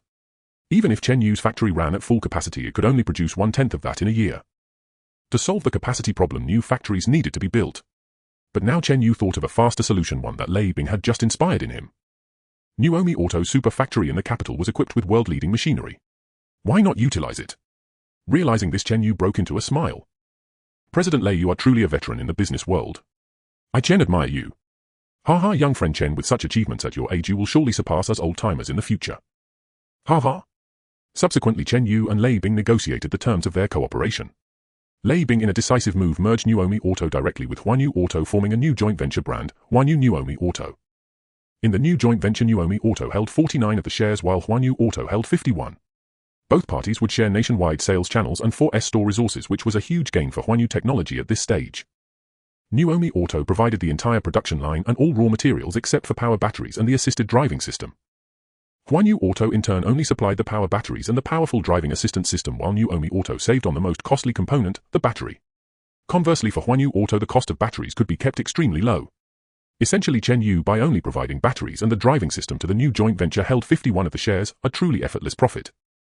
Lei Bing also felt that without the cost pressure of batteries, he too was making effortless profits, and the new Huanyu New Omi Auto would sell even better. Thus both parties reached a satisfactory agreement. The next morning, New Omi Technology's official website announced a blockbuster piece of news on its homepage. New Omi Auto and Huanyu Auto have formed a strategic partnership to establish a new joint venture brand, Huanyu New Omi Auto. Currently the hottest model, the New Omi SU7, has been renamed the Huanyu New Omi SU7 and will be equipped with Huanyu Technology's new heavy hydrogen-ion battery. The new SU7 comes in 3 versions. The Youth Edition with a range of 1500 kilometers priced at 215,900 yuan. The Smart Connect Pro Edition with a range of 2000 kilometers priced at 245,900 yuan. The Smart Connect Premium Edition with a range of 3000 kilometers priced at 299,900 yuan. All models are equipped with Huanyu Technology's DeLone assisted driving system. Upon the release of this news from New Omi Auto, major media outlets across the country reported it. True to its status as a high-traffic company, the news instantly shot to the top of the trending list. This caused orders for both Huanyu Auto and New Omi Auto to skyrocket. Seeing the order volume several times higher than when he was working alone, Lei Bing knew he had made the right bet. At the headquarters of BYD Auto in Shenzhen, Wang Chuanjun prepared to visit Chen Yu of Huanyu Technology that day. However, in the morning, his secretary rushed in to inform him of a major piece of news. Looking at the news on his phone about the partnership between New Omi Auto and Huanyu Auto, Wang Chuanjun's anxiety instantly surged. He immediately instructed his secretary to book an earlier flight so he could rush to Jiangcheng as quickly as possible. At Jiangcheng International Airport, a flight just arriving from the United States slowly descended. Several Americans stepped out. They had come to discuss cooperation with Chen Yu. They also planned to investigate the authenticity of these two technologies and, if possible, acquire a prototype to take back to the United States for reverse engineering. At Huanyu Technology's headquarters, Lei Bing had no intention of returning to the capital for the next couple of days. He followed Chen Yu to tour the factory located in the suburbs. When he saw the nearly unmanned production line, Lei Bing was in awe. Chen Yu's factory was even more advanced than his own super factory in the capital. Naturally, Chen Yu's production line was entirely operated by AI-powered robotic arms. Each robotic arm was essentially a robot, though they didn't look human. With hundreds of billions in cash now available, Chen Yu instructed Su Ru to contact major raw material suppliers nationwide. He provided them with molds for various parts, requesting finished products to be delivered, thus saving time and optimizing production capacity. Chen Yu only needed to retain control over the core battery system and the intelligent driving system. While Chen Yu was showing Lei Bing around the factory, he received a notification from Su Ru. She informed him that Wang Chuanjun from BYD Auto, along with the heads of other major domestic new energy vehicle companies, had arrived at Huanyu Technologies headquarters. Upon arriving, Wang Chuanjun believed he was the second after Lei Bing to seek cooperation with Chen Yu. To his great surprise, Wang Chuanjun saw many familiar faces there, such as Wei Jianbing from Great Wall Auto and Liu Song from Li Auto. He even saw the general managers of the Yinxia regions for German Volkswagen and Japanese Toyota, along with other top executives from major automakers. Wang Chuanjun silently admired Lei Bing. Why could some people succeed in the automotive industry? Lei Bing, being more diligent, had already secured a partnership with Huanyu Technology a day earlier. At the suburban factory, Chen Yu, upon receiving the news, said helplessly, "President Lei, it seems your peers are all coming to seek cooperation with me." Lei Bing's face still wore that signature warm smile. "Xiao Chen, how do you plan to cooperate with them?"